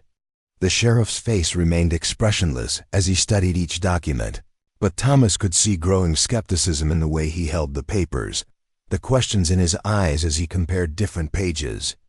"Interesting documents, Colonel," Donnelly said finally. "Tell me, when exactly did you discover that your property was missing?" "Several weeks ago. I've been tracking them across 3 territories, I see. And these other children, the ones belonging to your neighbors, when did they report their losses?" Harrison's hesitation was barely perceptible, but Thomas caught it and suspected Donnelly did as well. "The reports came in at various times as the thefts were discovered." Donnelly nodded slowly, folding the papers and handing them back to Harrison. "Colonel, I'm going to need you and your associates to accompany me back to town so we can sort this out through proper legal channels." The suggestion was delivered as a polite request, but the sheriff's hand remained near his weapon, and his posture suggested that compliance wasn't optional. Harrison's face flushed with anger at being dismissed by a territorial sheriff he clearly considered beneath his dignity. "Sheriff, I don't think you understand the gravity of this situation. These are dangerous fugitives who, what I understand." Donnelly interrupted. is that you're conducting an armed confrontation on private property without proper legal authority. That makes you dangerous ones. Thornfield spurred his horse forward, clearly intending to reassert control over the situation. Sheriff, with all due respect, there are larger issues at stake here than technical legal procedures. This is about maintaining the kind of community standards that, Mr. Thornfield. Donnelly's voice cut through the banker's speech like a blade. Are you threatening a citizen of this territory? The direct question hung in the air like a challenge, forcing Thornfield to choose between backing down and openly defying legal authority. Thomas could see the calculation in the banker's eyes, the weighing of immediate satisfaction against long-term consequences. Of course not, Sheriff. We're simply concerned citizens seeking to resolve a community problem. Then you'll have no objection to resolving it through proper channels, starting with a full investigation of these documents and claims. Harrison's military training was evident in the way he assessed the changed tactical situation. With a legitimate law enforcement officer on the scene, the mob dynamic that had been building toward violence was suddenly constrained by legal realities. Whatever happened next would have to be justified in official reports and court proceedings. This isn't over, Harrison said, his voice carrying the promise of future action. Justice delayed is not justice denied. Justice investigated is justice served, Donnelly replied calmly. Gentlemen, I suggest you return to town before I decide that. Conspiracy charges need to be filed. The dismissal was clear and final. One by one, the riders turned their horses away from Thomas's cabin, their torches creating a procession of shadows that gradually disappeared into the darkness beyond the ridge. Harrison was the last to leave, his eyes promising that this confrontation had only been postponed, not resolved. When the sound of hoofbeats finally faded into the distance, Donnelly dismounted and approached Thomas's porch. The sheriff looked older in the aftermath of confrontation, the weight of maintaining order in a territory where competing versions of justice often collided with violence. Thomas, I hope you understand what just happened here. I think so. You saved our lives. Donnelly shook his head wearily. Maybe tonight, but this isn't finished. Harrison's papers might be forgeries, but he's got money and connections that reach beyond my jurisdiction. And Thornfield has influence that extends into every business and political relationship in this county. Thomas felt the weight of what lay ahead settling on his shoulders. What do you suggest? Honestly? I suggest your guests continue their journey west as quickly as possible. Colorado territory might be free soil officially, but there are plenty of people here who haven't accepted that reality, and some of them are willing to use violence to maintain the old ways. The advice was delivered with the pragmatic wisdom of someone who understood the limits of law enforcement in frontier territories. But Thomas also heard something else in Donnelly's voice: respect for the choice he had made, even if the sheriff couldn't officially endorse it. And if they choose to stay? Donnelly met his eyes directly. Then you'd better be prepared for whatever comes next, because this was just the opening move. The real fight is still coming. As the sheriff rode away, Thomas stood alone on his porch, staring out at the darkness that had swallowed his enemies. Behind him, he could hear the soft sounds of Rose and the children emerging from the bedroom, their voices whisper quiet as they processed what they had witnessed. The confrontation was over, but the war for their right to exist safely in Colorado territory had only just begun. And Thomas Mackenzie, who had spent 3 years avoiding conflict of any kind, now found himself at the center of a battle that would determine not just his own future, but the kind of community his territory would become. In the distance, a coyote howled, not the lonely sound of isolation, but the rallying cry of a pack preparing to hunt together. Thomas understood the message and felt his own predatory instincts stirring in response. If they wanted a fight, he would give them one they would never forget. The morning after the midnight confrontation dawned crisp and clear. The kind of Colorado day that made the mountains look close enough to touch and painted the valley in shades of gold that promised winter's approach. But the beauty of the landscape couldn't mask the tension that settled over the Mackenzie Ranch like morning frost, beautiful to look at, but warning of harder weather ahead. Thomas stood in his kitchen, mechanically preparing coffee while his mind worked through the tactical realities of their situation. The children had slept fitfully after returning to their makeshift beds, and Rose had spent most of the night sitting by the window, her eyes scanning the darkness for signs of returning danger. None of them spoke about what had happened, but the weight of it pressed down on the cabin like a storm front building beyond the peaks. The sound of approaching horses sent everyone into immediate alert, but this time the hoofbeats carried a different rhythm, measured, unhurried, accompanied by the creak of wagon wheels and voices raised in what sounded like casual conversation. Thomas peered through the window and felt surprise wash over him as he recognized the procession making its way down the valley road. Leading the group was Dr. James Whitmore, his black medical bag secured behind his saddle and his round face serious but not hostile.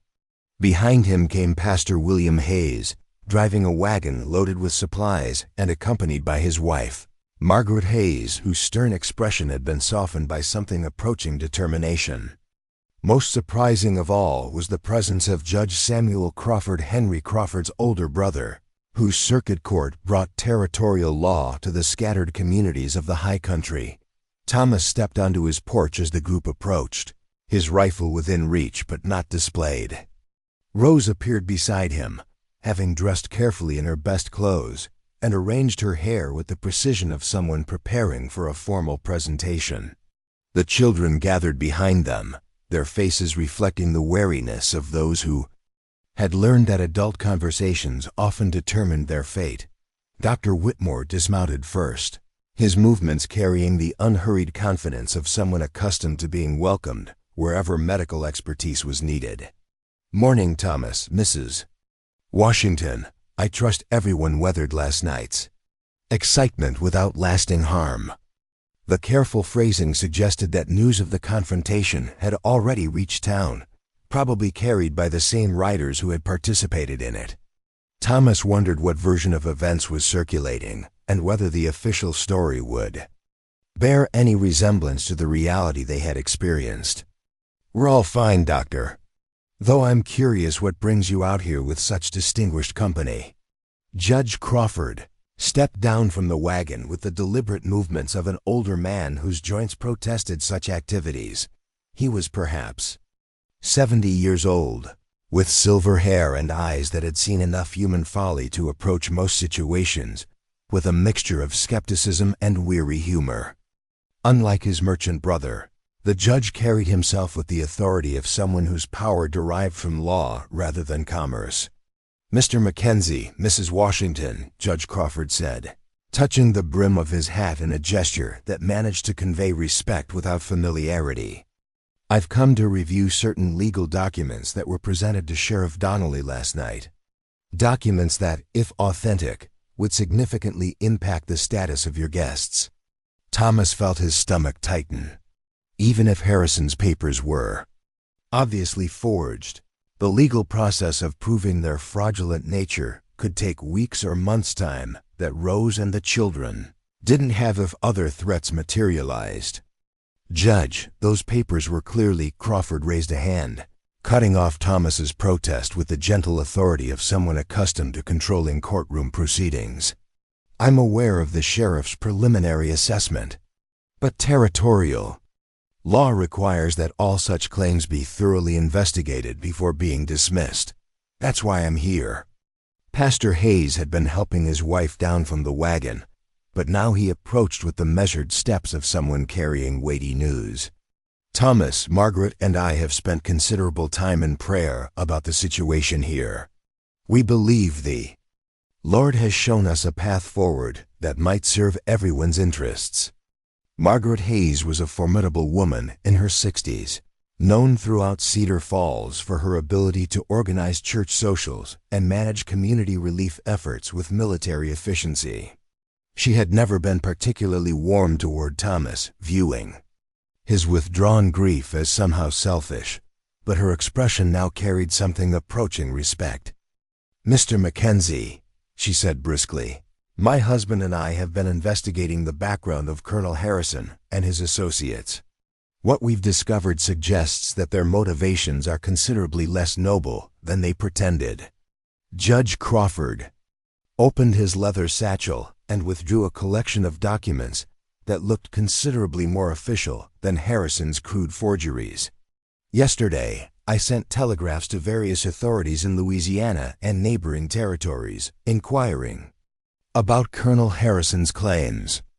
The responses were ... illuminating." Thomas felt hope stirring in his chest, but forced himself to remain cautious. Legal technicalities could be just as dangerous as vigilante violence if they created false expectations. "What did you discover?" "First, that Bradley Harrison was cashiered from the Confederate Army in 1863 for conduct unbecoming an officer, specifically for selling military supplies to civilian profiteers. Second, that his plantation was seized for unpaid taxes in 1864, meaning he has no legal standing to claim ownership of anyone who might have lived there. Third, that 2 of the children he claims to own were actually born free in New Orleans and have documentation proving it." The information hit Thomas like a physical blow, not because it was unexpected, but because it confirmed the depths of Harrison's deception. The man had been willing to re-enslave free children based on fabricated claims, suggesting that his motivations went beyond simple profit into something approaching malicious evil. Rose stepped forward, her posture straight, despite the tension Thomas could see in her shoulders.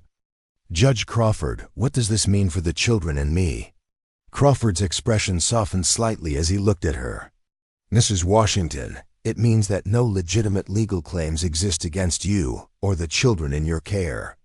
You are free citizens with every right to travel, settle, or remain wherever you choose within territorial boundaries." The relief that washed over Rose's face was so profound that Thomas felt his own eyes sting with unexpected emotion. For weeks, she had carried the weight of protecting 7 children, while constantly looking over her shoulder for threats that could materialize at any moment. To learn that at least one source of danger had been eliminated must have felt like setting down a burden she hadn't realized was crushing her. But Judge Crawford wasn't finished. "However, that doesn't resolve the broader community tensions that have developed around your presence here. Legal rights and social acceptance are often different things, particularly in territories where traditional attitudes die hard." Dr. Whitmore stepped forward, his medical bag in hand. "Which is why we've come with a proposal that might address those tensions while serving the legitimate needs of everyone involved." Thomas looked between the 3 visitors, trying to read the intentions behind their careful words. Their presence suggested official sanction for whatever plan they were about to present, but he had learned to be suspicious of solutions that seemed too convenient. "What kind of proposal?" Pastor Hayes cleared his throat, clearly preparing to deliver what he considered an important speech. "Thomas, the territory is in desperate need of medical services for the scattered communities throughout the high country. Dr. Whitmore has been trying to establish a circuit practice, but he needs reliable assistants who can provide basic care when he's traveling between settlements." Margaret Hayes opened one of the bundles they had brought from the wagon, revealing medical supplies and what appeared to be textbooks. "Mrs. Washington, we understand you received education from missionaries in New Orleans. That education, combined with your obvious skills in caring for children, suggests you might be well suited for medical training." Thomas felt pieces of a larger plan were beginning to come together, but he still didn't understand how it addressed the fundamental problem of community hostility toward Rose and the children. "Medical training is all well and good," he said carefully, "but that doesn't change the fact that there are people in this county who want them gone, regardless of their legal status or useful skills." Judge Crawford nodded approvingly, as if Thomas had identified the critical issue that needed addressing. True, which is why the second part of our proposal involves establishing this ranch as an official territorial outpost, a combination medical station, school, and supply depot for the mountain communities. The suggestion was so unexpected that Thomas needed a moment to process its implications. If his ranch became an official territorial facility, it would have the protection of territorial law and the legitimacy that came with government sanction. But it would also mean accepting responsibilities and oversight that would fundamentally change his solitary existence. You're talking about turning my home into a public institution. We're talking about giving it a purpose that serves the greater good while protecting the people you've chosen to help, Dr. Whitmore said gently. The territorial government has been seeking ways to extend services to remote areas. Your ranch is perfectly positioned to serve communities from Cedar Falls to the mining camps in the high country. Rose had been listening intently, her eyes moving between the visitors as she processed the offer they were making. What would this mean for the children? Margaret Hayes smiled for the first time since arriving, her stern features transformed by what appeared to be genuine warmth. It would mean they could attend the school we'd establish here, receiving education that would prepare them for productive lives as territorial citizens. It would mean safety, stability, and the chance to grow up without constantly looking over their shoulders. The vision they were painting was compelling, but Thomas understood that accepting it would mean fundamentally altering his relationship with the land and life his father had built. The ranch would no longer be a private refuge, but a center of community activity, filled with strangers seeking services and children learning lessons and patients requiring care. And if some people in the community still object to the arrangement, Judge Crawford's expression hardened slightly, revealing the steel beneath his grandfatherly demeanor, then they'll be objecting to territorial policy implemented under the authority of the federal government. That's a considerably more serious matter than harassing private citizens. Thomas looked at Rose, seeing the hope and uncertainty warring in her expression. This offer represented everything she had been seeking for the children's safety, education, opportunity, and legitimacy. But it also meant binding herself to a specific place and role, giving up the freedom of movement that had been her primary survival strategy. "Rose," he said quietly, "what do you think?" She was quiet for a long moment, her eyes scanning the faces of the children who had gathered close enough to hear the adult conversation. Thomas could see her weighing the benefits against the risks, calculating whether this represented the new beginning she had been seeking or simply a different kind of trap. "The children deserve the chance to go to school," she said finally. "They deserve to grow up in a place where they're safe and valued. If this arrangement can provide that. She looked directly at Thomas. "But only if you want it to. We won't impose ourselves on your kindness indefinitely." Thomas felt something shift in his chest, a recognition that the choice before him wasn't really about accepting or rejecting their proposal. It was about choosing between the safe isolation of grief and the risky complexity of connection, between honoring Margaret's memory by preserving what they had built together or by extending it into something larger and more generous. "Margaret always said this place was too big for just two people," he said slowly. "Maybe it's time to find out what it could become with more." The acceptance in his voice seemed to release tension that had been building throughout the conversation. Dr. Whitmore smiled and began unpacking medical supplies. Pastor Hayes started discussing plans for converting one of the outbuildings into a schoolhouse, and Margaret Hayes immediately began organizing the children into groups based on their educational needs. But it was Judge Crawford who delivered the final element that would secure their safety. He withdrew an official-looking document from his satchel and handed it to Thomas with the formality of someone conducting important government business.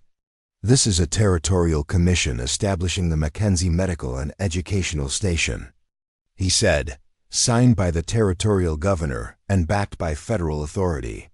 Anyone who interferes with its operations will be dealing with the United States government rather than local vigilantes."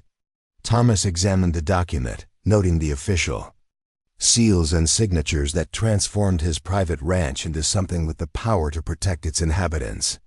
It was more than legal protection. It was a statement about the kind of territory Colorado intended to become. A place where federal law took precedence over local prejudices. As the day progressed, the ranch was transformed by activity that had been absent since Margaret's death. Dr. Whitmore worked with Rose to set up a basic medical facility in the spare room, teaching her procedures for treating common injuries and illnesses. Pastor Hayes measured spaces and sketched plans for classroom arrangements. Margaret Hayes conducted informal assessments of each child's educational level, creating lesson plans that would help them catch up on years of missed schooling. Children responded to the attention with the resilience that had carried them through so much hardship. Jacob eagerly absorbed information about veterinary care for livestock, understanding that such knowledge would make him valuable to any community. Emma discovered a talent for organizing medical supplies and keeping detailed records. Even silent, Daniel began responding to Margaret Hayes's patient encouragement, his eyes showing interest in the book she shared with him. By evening, the ranch looked and felt like a completely different place. Where once there had been echoing silence, now there were voices planning lessons and discussing patient care procedures. Where there had been the routine of solitary survival, now there was the complexity of community service and shared responsibility.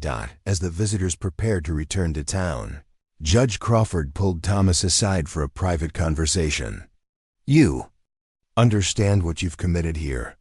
"I think so. More responsibility than I've had in years.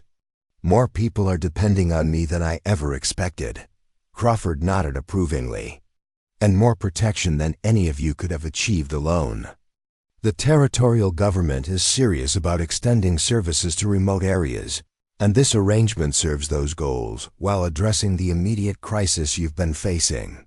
Thomas looked across his property, watching Rose help the children prepare for their first night in what was now officially their permanent home.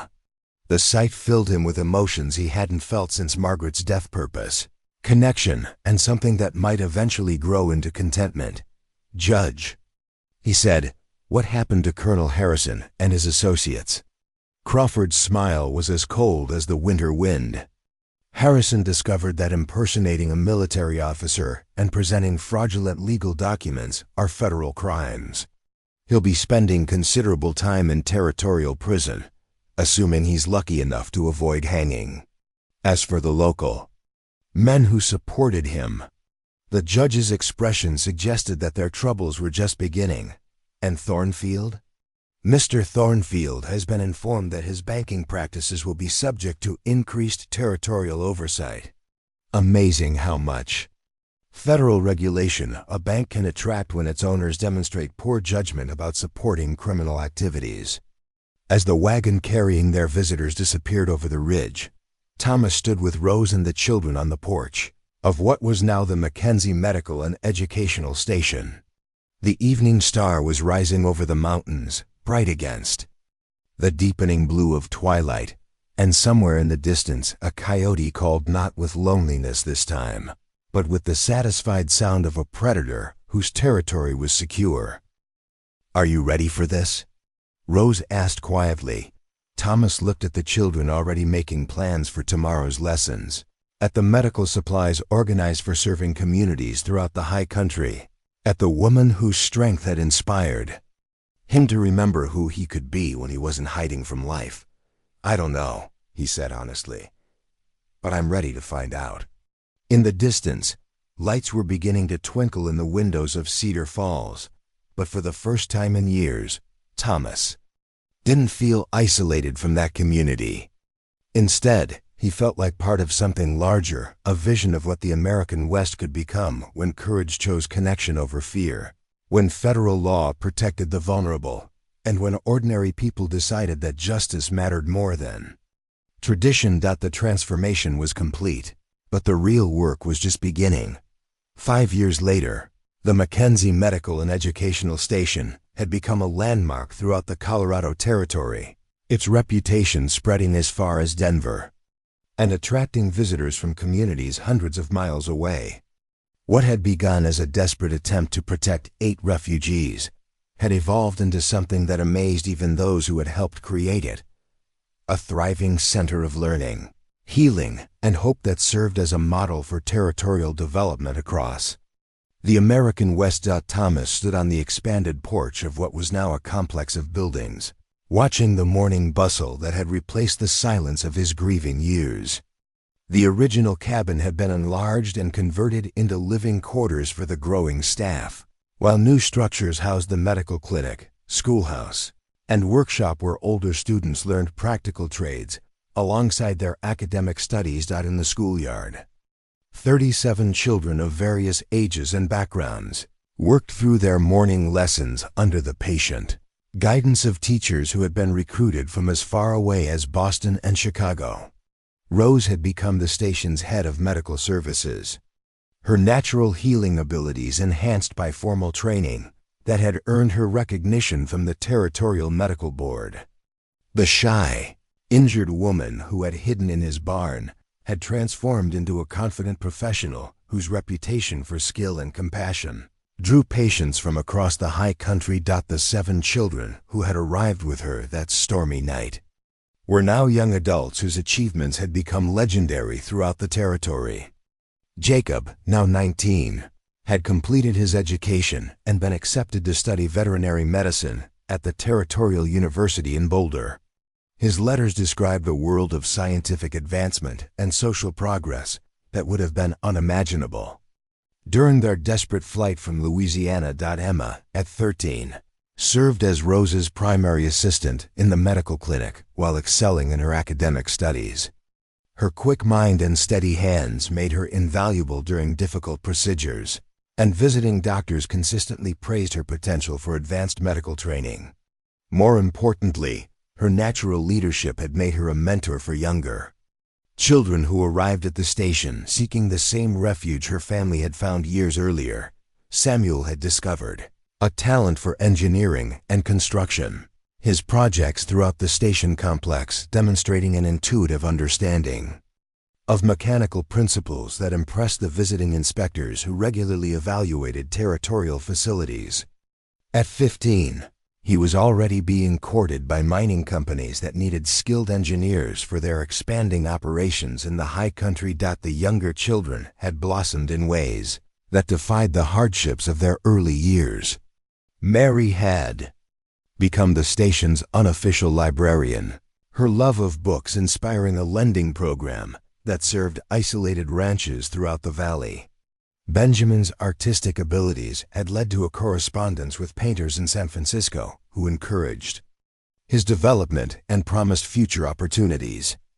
Even Daniel, who had been silent for so long, now spoke eloquently and served as translator for the Spanish-speaking families who increasingly sought services at the station. And Lucy, the toddler who had once patted Thomas's leg with such trusting curiosity, was now a precocious 8-year-old whose infectious laughter could lighten the mood in even the most serious situations. She had appointed herself official greeter for new arrivals, somehow instinctively knowing exactly what each frightened child needed to feel safe and welcomed. The transformation of these 7 young lives had become a powerful argument for the educational and social programs that the station represented.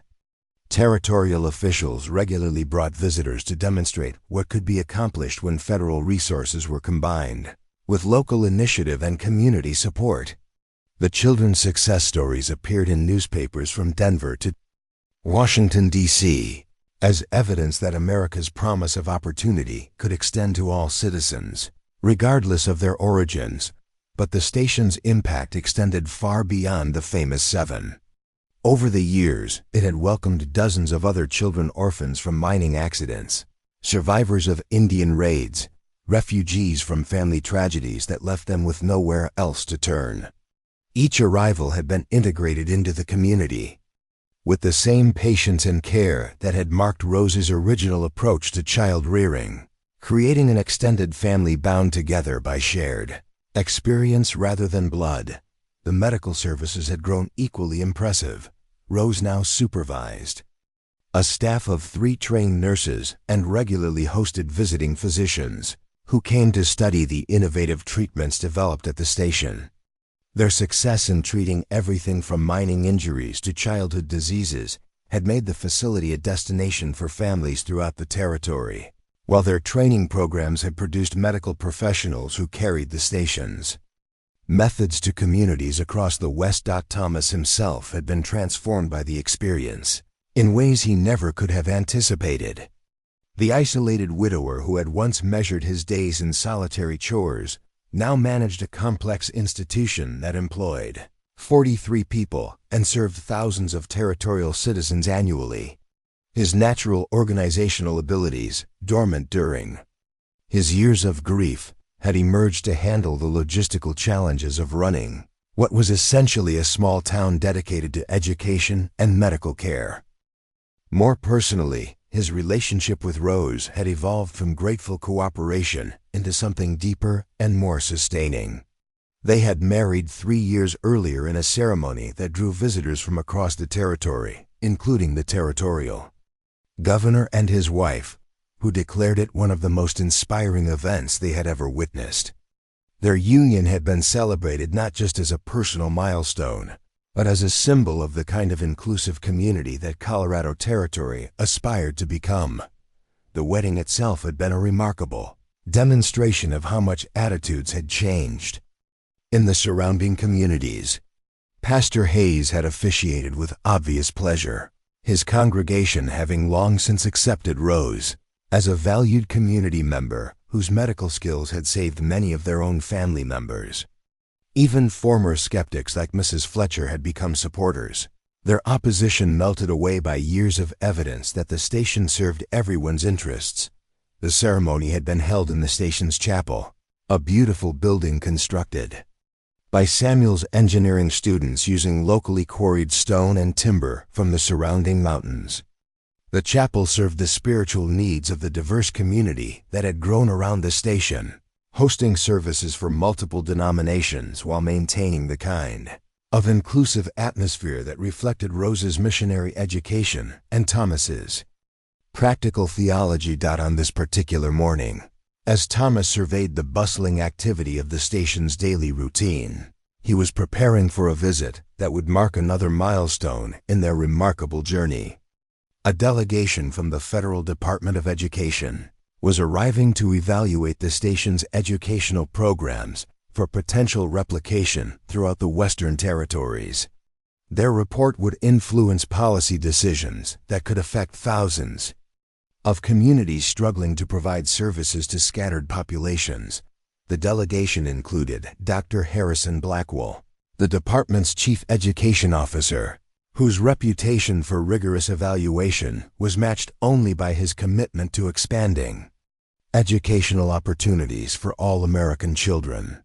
His preliminary correspondence had suggested genuine enthusiasm for what the station had accomplished, but Thomas understood that federal approval would require demonstrating sustained excellence rather than simply innovative intention. Rose emerged from the medical clinic, her white coat crisp despite having been worn since dawn while treating a rancher's broken arm and delivering a baby for a family that had ridden 20 miles through mountain passes to reach the station.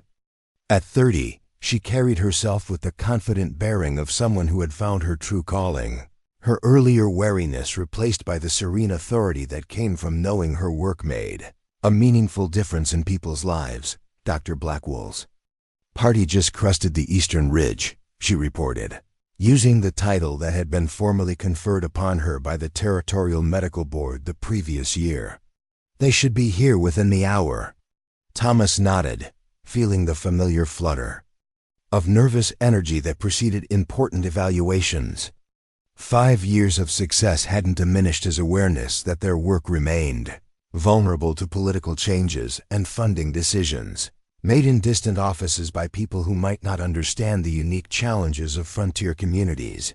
Are the children ready for their presentations? Rose smiled, the expression lighting up her face in a way that still caught Thomas off guard with its beauty. Emma has been drilling them on medical procedures all week. Jacob's engineering projects are set up in the workshop. And Lucy has been practicing her reading with enough enthusiasm to wear out 3 different books. The mention of their children, for that's how Thomas had come to think of all the young people at the station, brought a surge of paternal pride.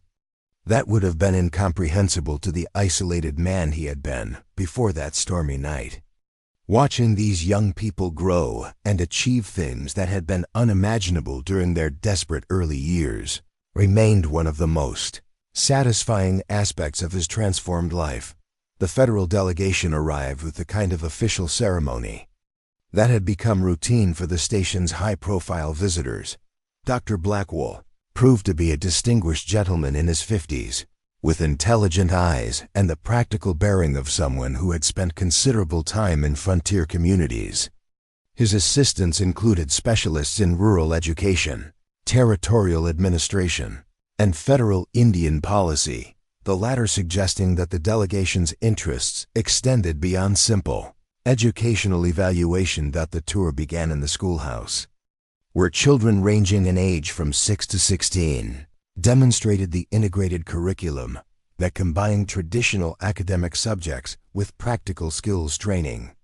The visitors watched 7-year-olds recite poetry while older students solved engineering problems, observed art classes that included both drawing and technical drafting, and participated in science demonstrations that applied theoretical knowledge to real-world challenges. Dr. Blackwell paid particular attention to the teaching methods, questioning instructors about their techniques for managing diverse groups of students with varying educational backgrounds.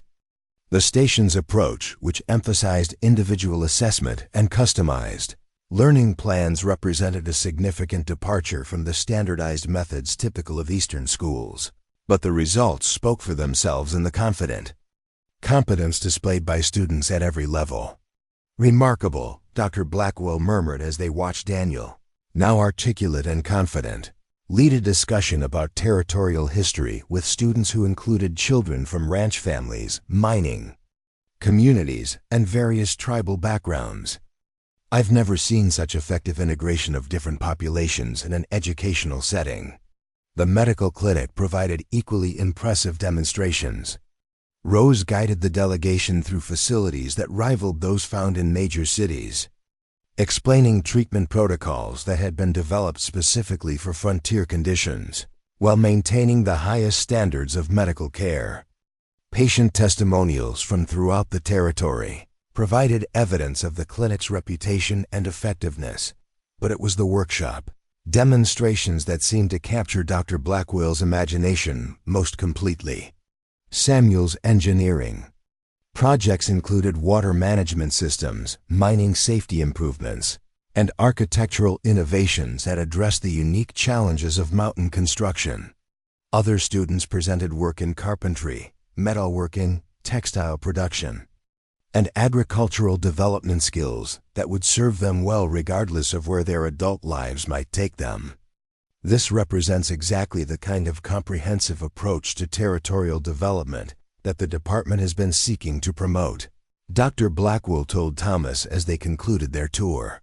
"Your integration of education, medical services, and practical training creates a model that could be replicated throughout the Western Territories." The formal evaluation continued for 3 days, with delegation members interviewing students, staff, and community members while reviewing the detailed records that documented the station's operations and achievements.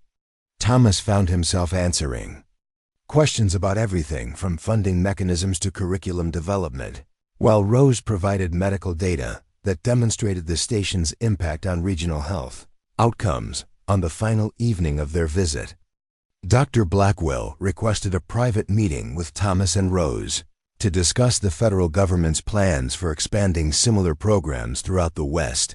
They gathered in Thomas's study, the same room where he had once sat alone contemplating his empty future, now filled with books, reports, and correspondence that connected the station to educational institutions across the nation.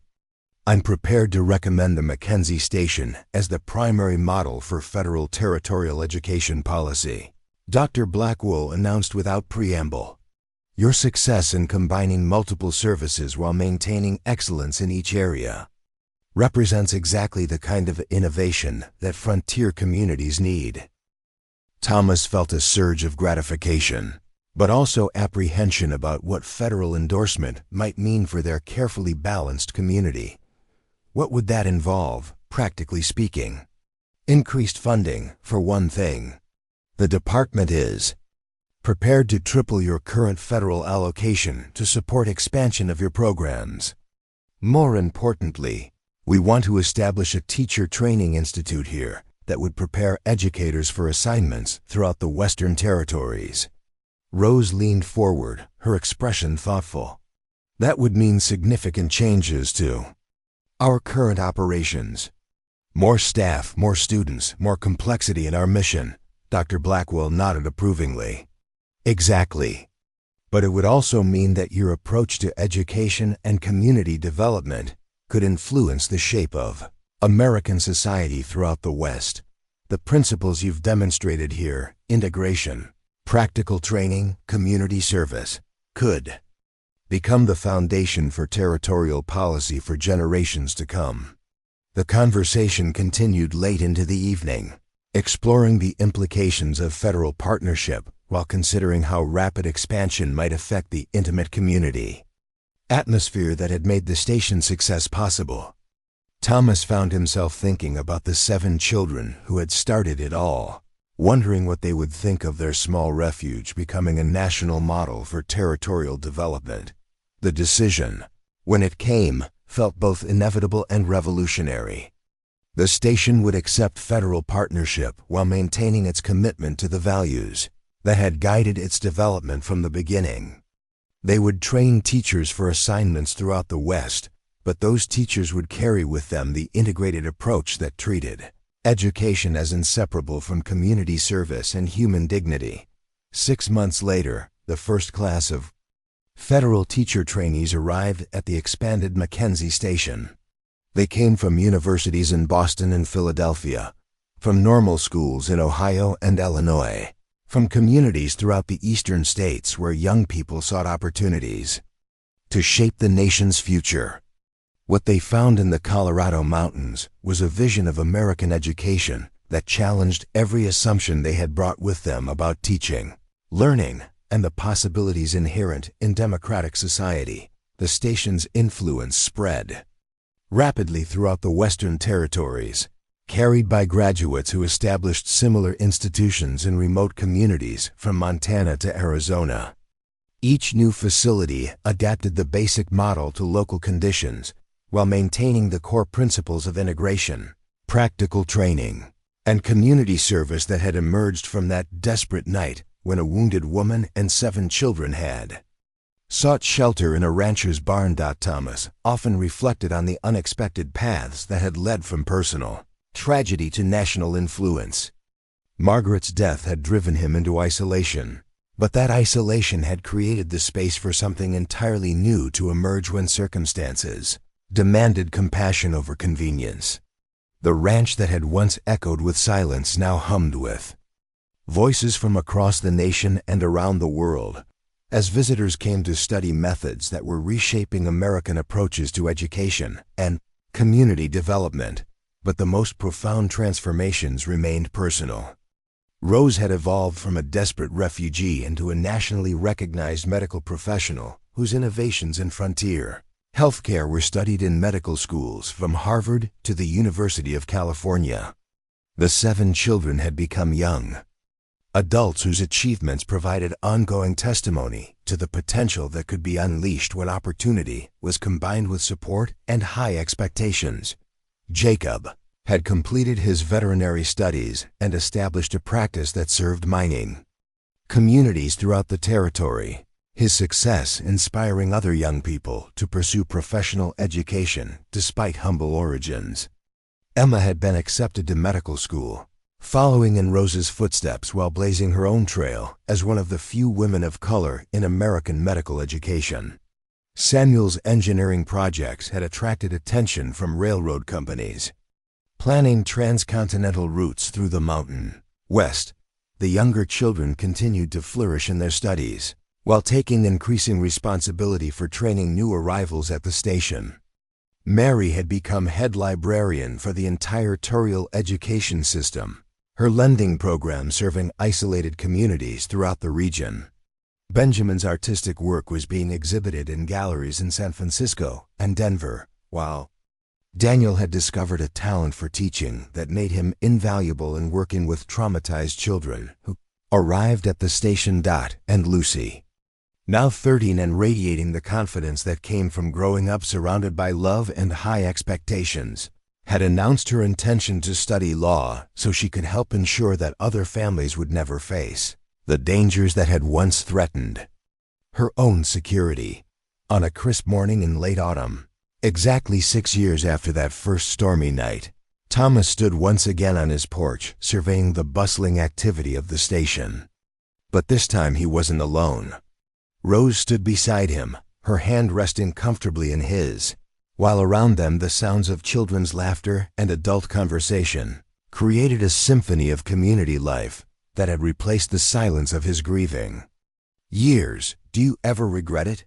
Rose asked quietly, her eyes scanning the complex of buildings that had grown around the original cabin. "Giving up your quiet life for all this chaos?" Thomas considered the question seriously, thinking about the man he had been before that night, isolated, bitter, slowly dying inside while maintaining the appearance of life. Then he looked at the young people heading off to their morning classes, at the patients arriving for medical care, at the teachers from across the nation who had come to learn methods for serving communities that traditional education had failed to reach. "The only thing I regret," he said finally, "is that it took me so long to understand what Margaret had been trying to tell me about the heart making room for what it needs to hold."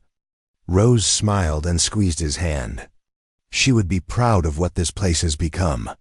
"She would be proud of what you helped it become," Thomas corrected gently. "All of you." A bell rang in the distance, calling students to their morning classes, and the porch gradually emptied as the station's daily routine began in earnest.